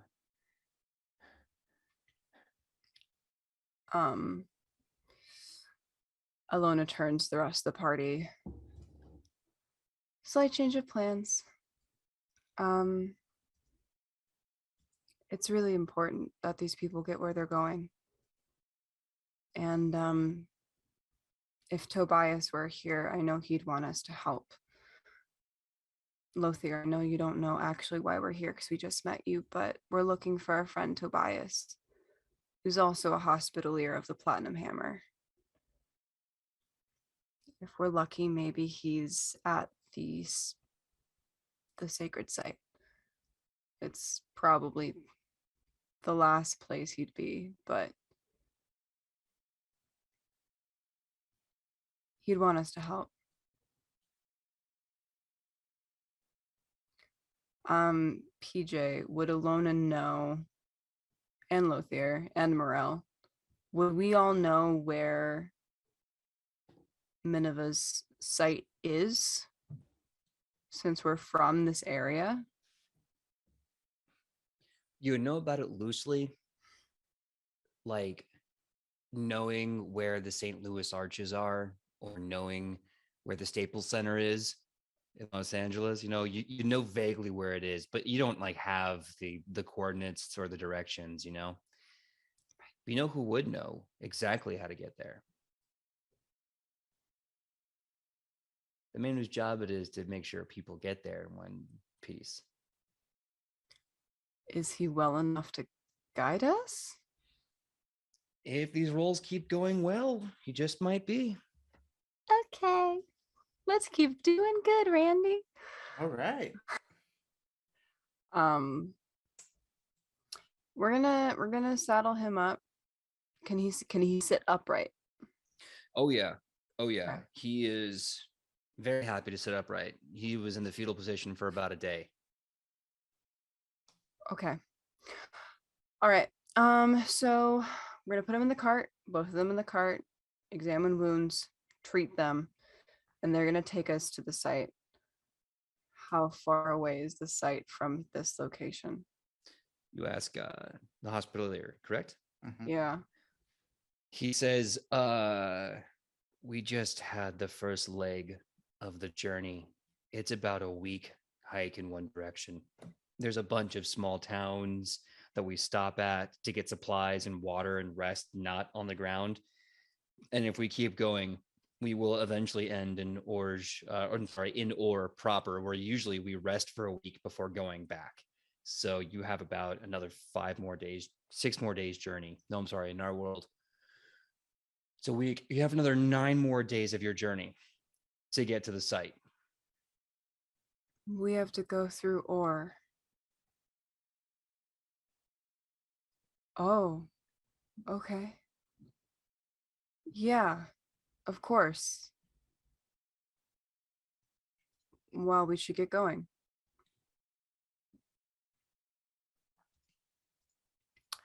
And they get going. Yeah. On the way as they head out, Ichi is going to take some of her dried coffee crystals and make little iced coffees by mixing up the coffee with some water, and then she just Lothier, she kind of makes sure you're watching, but like really like subconsciously mixes up the coffee, sticks out her hands, just like ice. It goes bunch of ice comes out of her hands. Some of it goes in the glass. The rest of it kind of goes. It's like 5 cubic feet. Is that right? That's right. Yeah, I forgot that curse rune you have generates ice cubes for 5 cubic feet of ice. That's right. It's 5 cubic feet of ice in cubes. No, she does like the little cubes. I think she has a choice, right? Oh yeah, you can get like the party ice, you can get the full cube, you can get the half cube. What about Yeah, Sonic I want the Ice? party Can you ice. get the good crunchy ice? Yes. we Crunchy want the ice. Good Good crunchy, crunchy ice. That's what she's looking for. That's what she does. And then 5 cubic feet of ice just all around these glasses, and some of it goes in the glasses, and she picks them up, says, and offers them to the dehydrated folks that are in our party. It's pretty great. Love that, like in season 1, somewhere like in episode 30, 40, 50, who knows, you get this, and I knew it was going to come up. I knew you're brilliant enough that you'd find a way to make this work. This ice witch cursed you with this rune of like the make ice, and you're like, yeah, sure enough, I'm just gonna make vending machine ice, and I'm gonna do it in brilliant ways, and here we go. Yeah. So Lothier, you definitely saw that, but she offers no explanation. Yeah.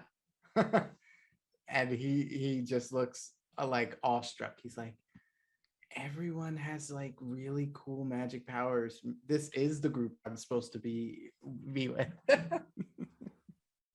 It's pretty cool. But also Dragon's gonna take a handful of the ice and start chewing on it, but he wants to look around because we got 2 new technically 3 new bodies since leaving. He wants to look around the destroyed camp for any extra supplies to make sure that we have enough provisions to actually make it to our destination. Yeah, give me a perception check to search around the place. Nat 20. Oh, All right. I'm not joking. Yeah. Okay. I Okay. that's the one thing I roll high on this whole time. That You know what? wasn't perceptive at all prior. You need more meat for that sack you got. I need more dried meat, more squirrel, please. I mean, anything but squirrel, right? I'm just imagining going, squirrel, please. Like what's her name from Parks and Rec? Yeah, you know what? I'm feeling kind of froggy and sassy, so let's roll with it. You absolutely find enough food to last at least 2 big hospitaliers, like enough to make them to last them 9 days. So you can divide that food up however you want for extra rations. Enough water. You find some casks of whiskey and bourbon that probably would have been a celebratory cask at the end of the pilgrimage if they managed to live. You also find, because of the nat 20, 2 holy runes. Let me rephrase this: 2 runes of holy. These can be affixed to a magical weapon. A weapon. And what this rune does, it grants a bonus 1d6 of good aligned damage. And when you crit once a day, you get to heal yourself, I think, double your level or double the enemy's level. Oh, I love all of that. So you get 2 runes of holy in its tiny little, like, you know it as, they have different variations of this all over the world, but this is basically a prayer box. Inside is meant to be like incense, a mirror, a bunch of like regents and things and other things that are meant to be kept like holy and special. And since these hospitaliers are dead, well, they're not going to be using these runes of holy anytime soon. Awesome. So yeah, Dragon's just like loading the supplies up on the cart, finds the holy items and kind of like puts them in his backpack, then is grabbing the like case of whiskey and pulls a bottle out as he's carrying it. We're like, "Hey Ichi, look what I found." What? Is that booze? And he's just gonna nod vigorously. Like, She's like, I already Yes. used all my ice for the day. and he's just gonna toss a bottle to Ichi and toss a bottle to Morel. And Alona, do you partake? Lothier? We, one I'm of do- us, okay. We'll do shots later. It's fine. yeah. It's an initiation, right? That's what I had to do. I had to get drunk and wrestle. Oh, So you're gonna is have to that do what it I too. got? Is that what I have to do? I see. I didn't do that. Oh, wait, what? Wait. Oh, well then I guess we're gonna have to wrestle then. Wait. Oh wait, I'm Wait. sorry. Do you have to wrestle Ichi? Is that how that works? That makes more sense. Yeah. Oh, I have to wrestle. I don't think I would be very good at that. You know, we can like thumb wrestle. All right. Okay. Slight- That we can do on the way. Yes. Or also we can just probably shouldn't get totally drunk because there's so many zombies around. But like And mediumly we're drunk. still taking care of that. Oh yeah, they've got work to do. Just us then. Yep. Just us three here. Oh no. But I do like a good drink from time to time. So maybe later. We'll save you a bottle. In the off chance that things go awry, it's also a nice box of explosives and fire. Call. He does belong in this party. He's a pyro. Look, I don't set things on fire all the time, but when the situation calls for it, there's going to be fire. That's just what the rest of them would have said.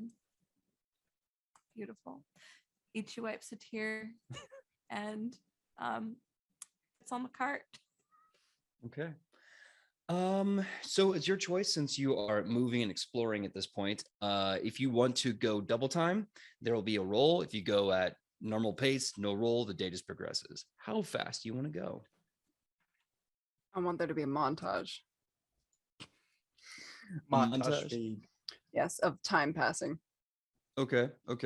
If we all want to do a montage, how about we all do an acrobatics check for riding? Oh no. Oh god. You wish this on us. I was Ooh. I was hoping for cute 80s like trying on each other's hats or something. Not On the road? How would that even work exactly? Oh no. Did you crit fail? Because that would be amazing.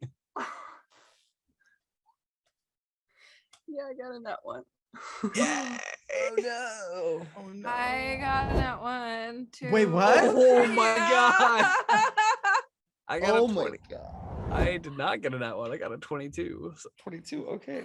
I I think I got have one more a- hero point, but I'm more curious to see what happens. yeah, I got I'm- a 18. Okay. All right. So Two nat ones. that's fantastic. it's amazing. So yeah, you go about trying to move as fast as you can, and you get this nice little montage of it's not a good time. One of the one of the wheels breaks on your carriage, and that takes almost half a day, if not a whole day, to repair the axle and reset the wheel and get all that good stuff back on. Is it because Alona broke it because she was driving? Look, we're not here to point fingers, but you did do, yeah, no, I absolutely would. And you're finding, oh, wait a minute, we're montaging, right? Uh-huh. Oh, It's gonna be that music, isn't it? I mean, if Joe wants to play the Woodward music, he can. I just have to make a disease roll for the. No! This is He actually did. okay. I'm gonna need Sydney and Lothier to make medicine checks as you Alright.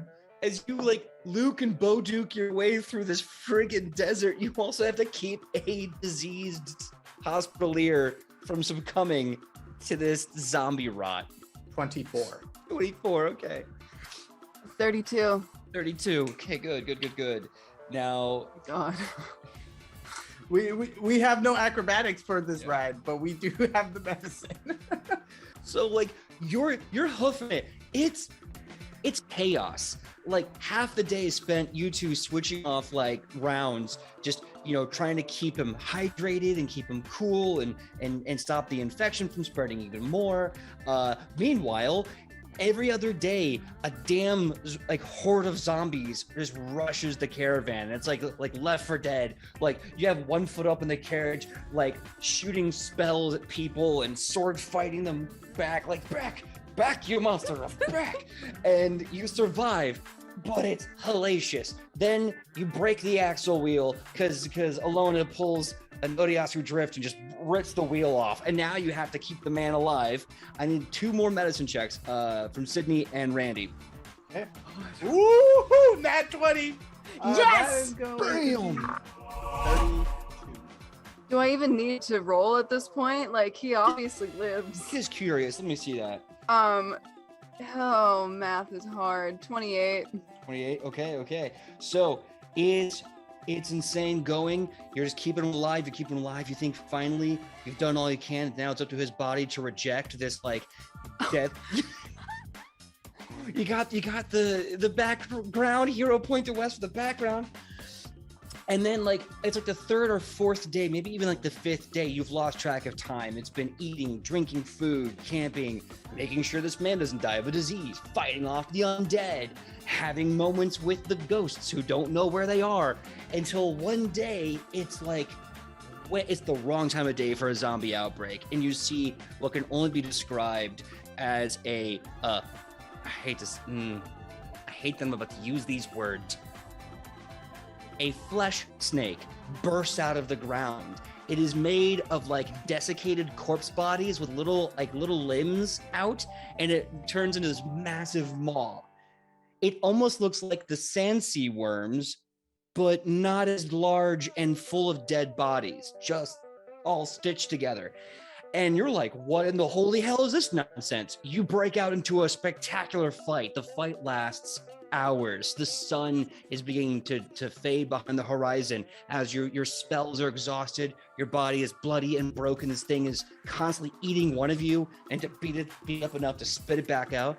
And just as things look their worst, you suddenly see this light breaking out of the caravan carriage, and walking out with their holy symbol high in the air is Titus, the hospitalier. And he just screams, "Not again! Not on my watch! I swore an oath, you son of a bitch!" And he joins the fight, and together you tear this monstrosity down.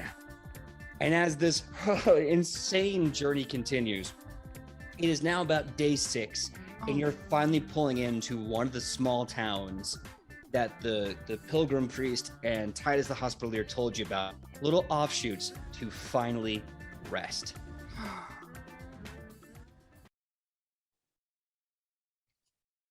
They were in the town, just chuckling because they're exhausted and slap happy and all this good stuff. And Alona turns to all of them and goes, "Haha, flesh snake! Who knew those were a thing, right? Haha." I don't ever want to know that they're a thing again. I wish I could forget. Hey, you guys didn't have fun fighting them? No. Oh. Flesh snake. That was mighty strange. What is to that each their own, normal I where you're suppose. from? No, not really. I just like fighting new and interesting things. Ah. I mean, Right. I Like, have you respect ever that. seen a corpse snake before? No. I can't say that I have. Right? New and heard of interesting those. things. More stories to tell around the fire. You know, I More think snakes. that one of my friends in the temple said that they had a flesh snake, but I think that's different. Oh. What is? Do you see that? What's that in the distance? Oh, never mind. I think it went away. I thought I saw another flesh snake. We're good. Well, did we make it? Are we here? Are we out of booze? We're the booze. Did you hallucinate the flesh snake? All I saw was a naked man run across the street. Oh, What? that's a No, different type of that's, flesh snake. That's But a that's a flesh Sorry. streak. that's true. I think. Yeah. We're Happens. tired. We devolved a bit. Oh wow. Our montage wore us out a bit, you know. These guys look all right though. Do they look all right? You asking about the hospitalier and the pilgrim? Yeah. Yeah, they in the many days that have passed, the hospitalier is feeling bold and capable again. He's got a sword and a shield, and he's like, let's go. I'm ready to do it. And the pilgrim's just like, yeah, all that horrible trauma I suffered, I'm suppressed it. I'm pretty good right now. I'll get therapy when I'm done with my journey. Okay. That made I mean it. Do as you do. Alona gets out her book. That's not how that works. Dragon's just gonna put his hand on his shoulder. It's like, don't worry about it. It's fine. Just bury it really, really deep down, and don't think about it anymore, and you'll be fine, just like me. I lean over to Alona. He has talked about his past life like 20 times since we've been on this trip.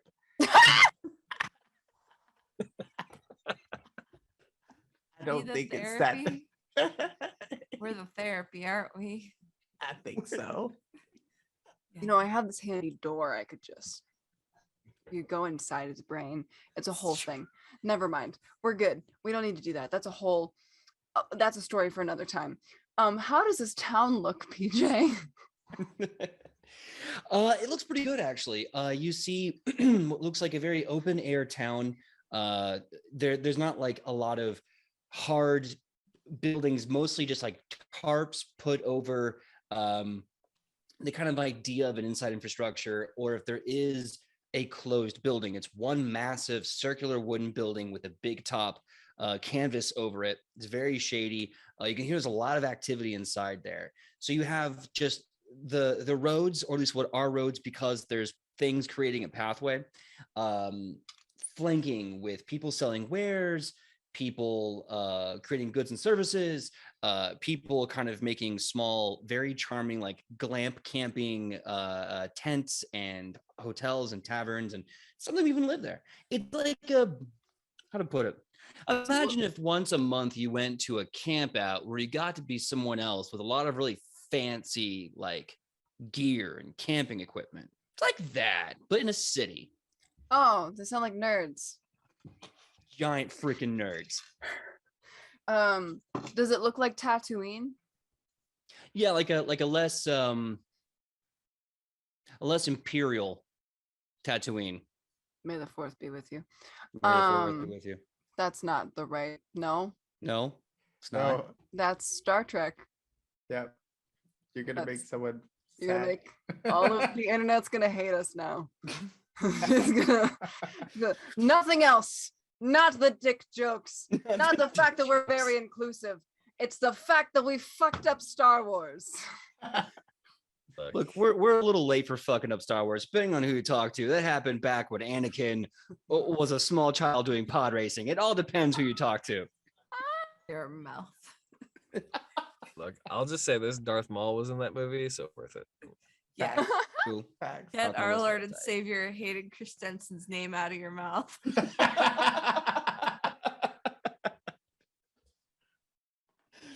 I'm just glad we're finally giving him the love he deserves and not the hate he never did. But that being said, and I thought Jumper was dope. That being said, here you are in this town. It doesn't really have a name. It's just kind of an outpost town. So what? Not a lot of I just outposts. love that your hot take as Jumper was dope. I'm sorry. Continue. There's nothing to a stream. I just think you're adorable. That's all. It's just hilarious. I agree. Yeah. Thank you. Yes, sorry. Did not mean to flirt with your boyfriend live on stream. Anywho. How dare you flirt with my boyfriend live on stream? Isn't that right, Wes? That's right. Yes. Anyway, so where were we? Oh, that's right. This outpost town you finally got to after about 4 or 5 days of traveling. Right. You can easily find a place for your caravan and your carriage. The camels, they're already feeding them like salted butterfat water. So they're like storing a whole bunch of water and energy for later. It's a great trick for desert riding and for long treks. And the horse and the camels are extremely happy. There's like,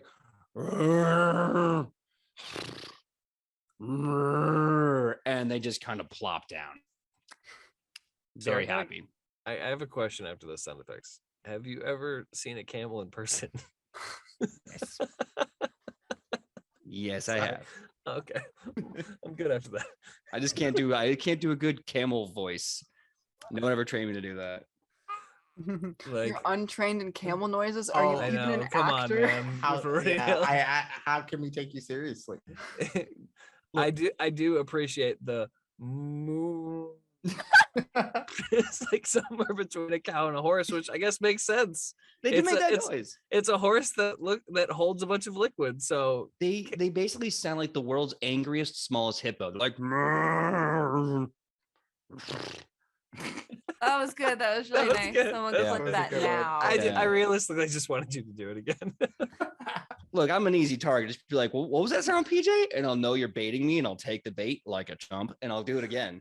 Yay. Anyway, so the carriage and the camels are taken care of.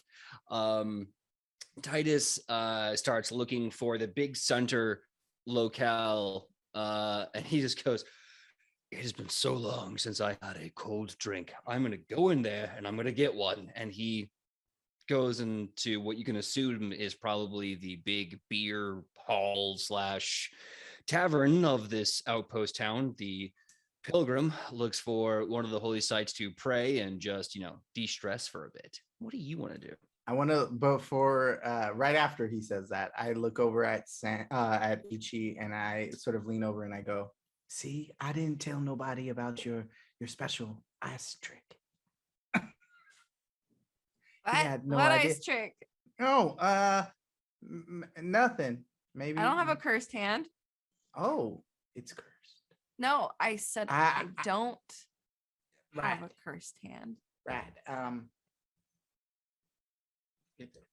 I saw nothing, and then I definitely saw a cursed ice hand. You believe what you want to believe. So what's the question? Oh, nothing. I think he was just going to get a cold drink, and I mean, we have cold drinks here. We just didn't tell him. All about right, them. come over here. Hey, come over here. Yeah. Yeah. Where's your you have a vessel? Oh, yeah. Hold on. I have a canteen. There you go. Yes. Puts her hand over it. Just stares blankly ahead. And cubes of ice just go. It just keeps He's panicking, going. trying to get them all. Yeah, he's just like, oh my. It fills the cup. It overflows. It just is all over the ground. Don't step on that, Alona. I don't want you to slip.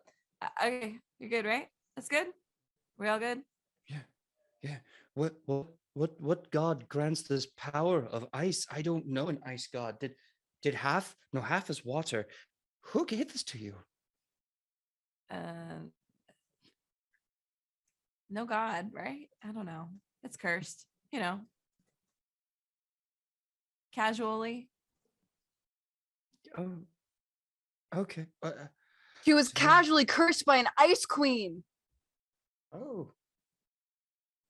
I wish I would have known that before I suggested for you to make the ice for him. Well, I the think- ice isn't cursed. Oh, okay. Well, then see, you're fine right there. And I pat him on the back. I've Thought had maybe this ice before, right? Yeah. I mean, Doesn't taste cursed, right? Mm-mm. I don't really know what cursed tastes like. It's very good. I have Mhm. a question. Is the only downside to this curse is that Ichi's hands are now constantly cold? Yep. Hmm. You have Raynaud's, I'm sorry. Sucks. Were Very you unfortunate. gifted this by the god of bartending? You would Oh, think, Rochelle? honestly, but no. Well, one of our past party members, Woodward, knew that lady. Very well. Yeah, and he would very much appreciate all that booze that you got. Too bad we drank it all on this horrific trek. Why Yes, are we we here drank it again? all. Hmm. So Eh, convincing. Yeah. Is there like an insight?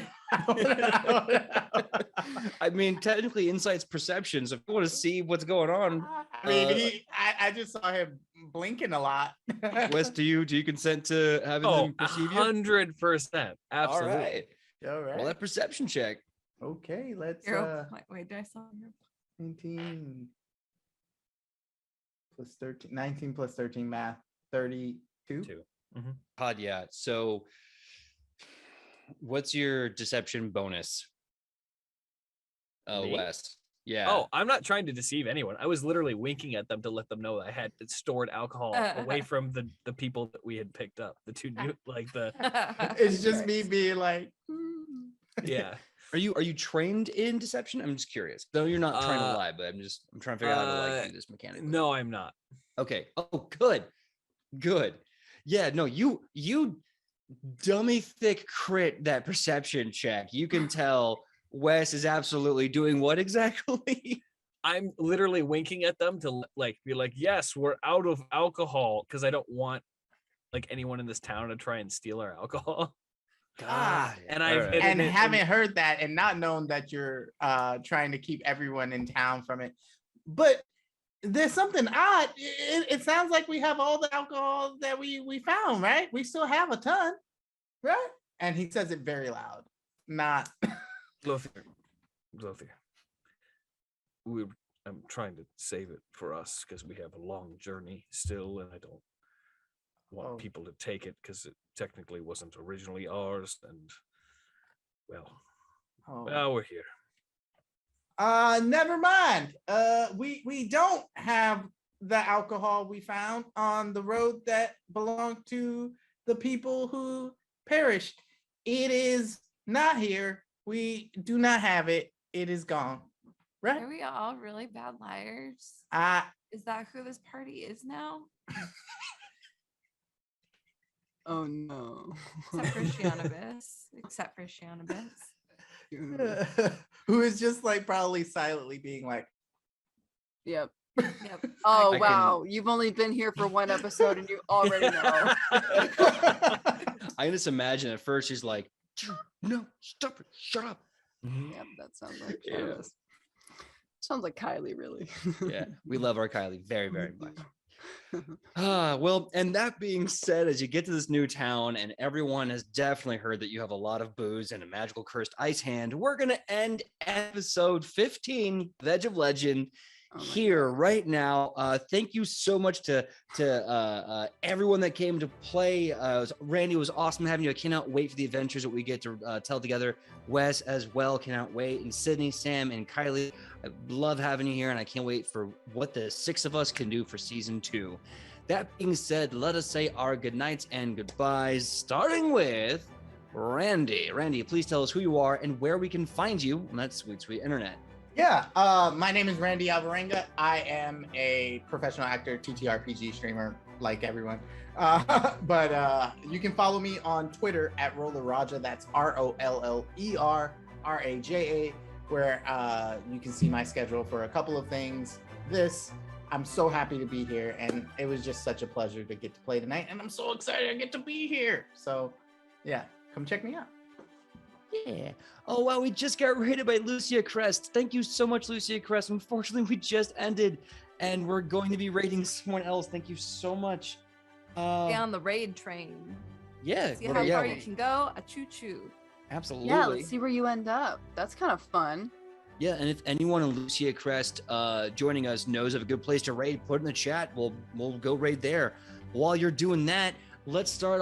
Let's have our next goodbyes from Sydney. Sydney, please tell us who you are and where we can find you on that sweet, sweet internet. Killa! My name is Sidney Rubino. You can find me all over the internet at Sidney Rubino. That is Instagram, TikTok, Twitter, all the things.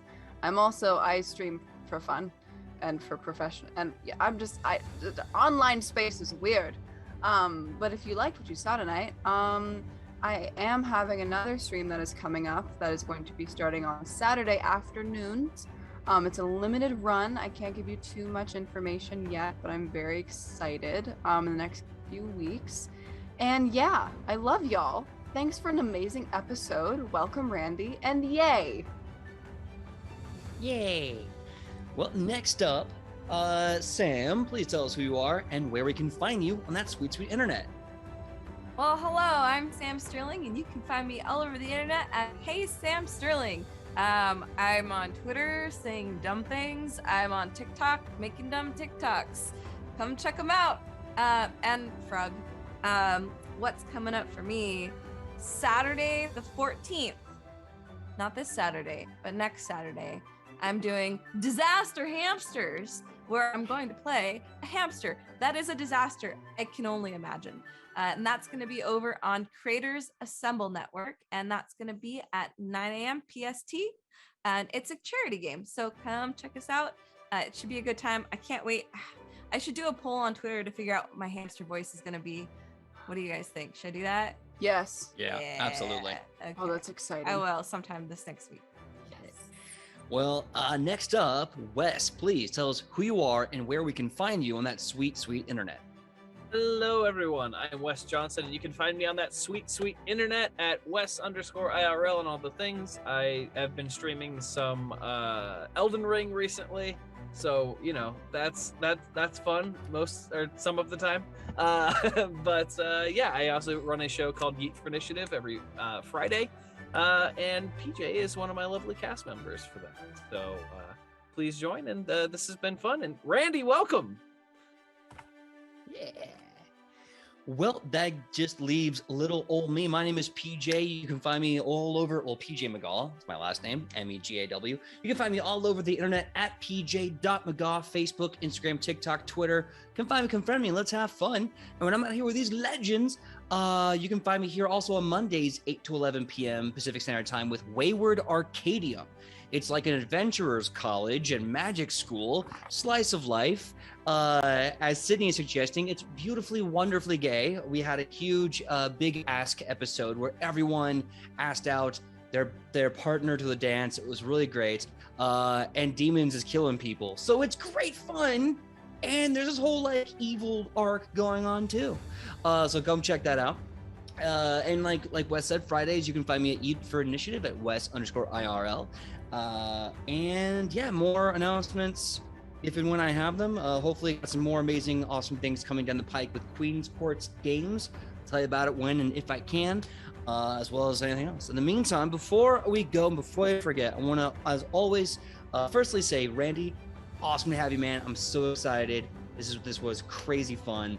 And thank you to our amazing, incredible, inspirational TD, Joe. Joe, seriously, you are the freaking best. If it wasn't for you, we would not be doing awesome shit online. Thank you so much, man. We love you. Always think of TDs. Love you, Joe. Everyone else, thank you for coming in. We're going to be raiding now. We're going to be raiding that villain Jay, who is playing Magic the Gathering, unless they went offline. We will find out, and then we will just be doing more raid bouncing. We do the raid dance anyway, regardless. True. Ooh, what should our like raid battle cry be? Which Muddy Bears. Bloody What? Bears. Muddy Bears. Muddy Muddy Bears. Bears. Oh, that's adorable. I like that. Okay. That sounds like a snack. It does. Well, we're gonna be raiding in 3, 2, 1. Flesh snake. Flesh snake.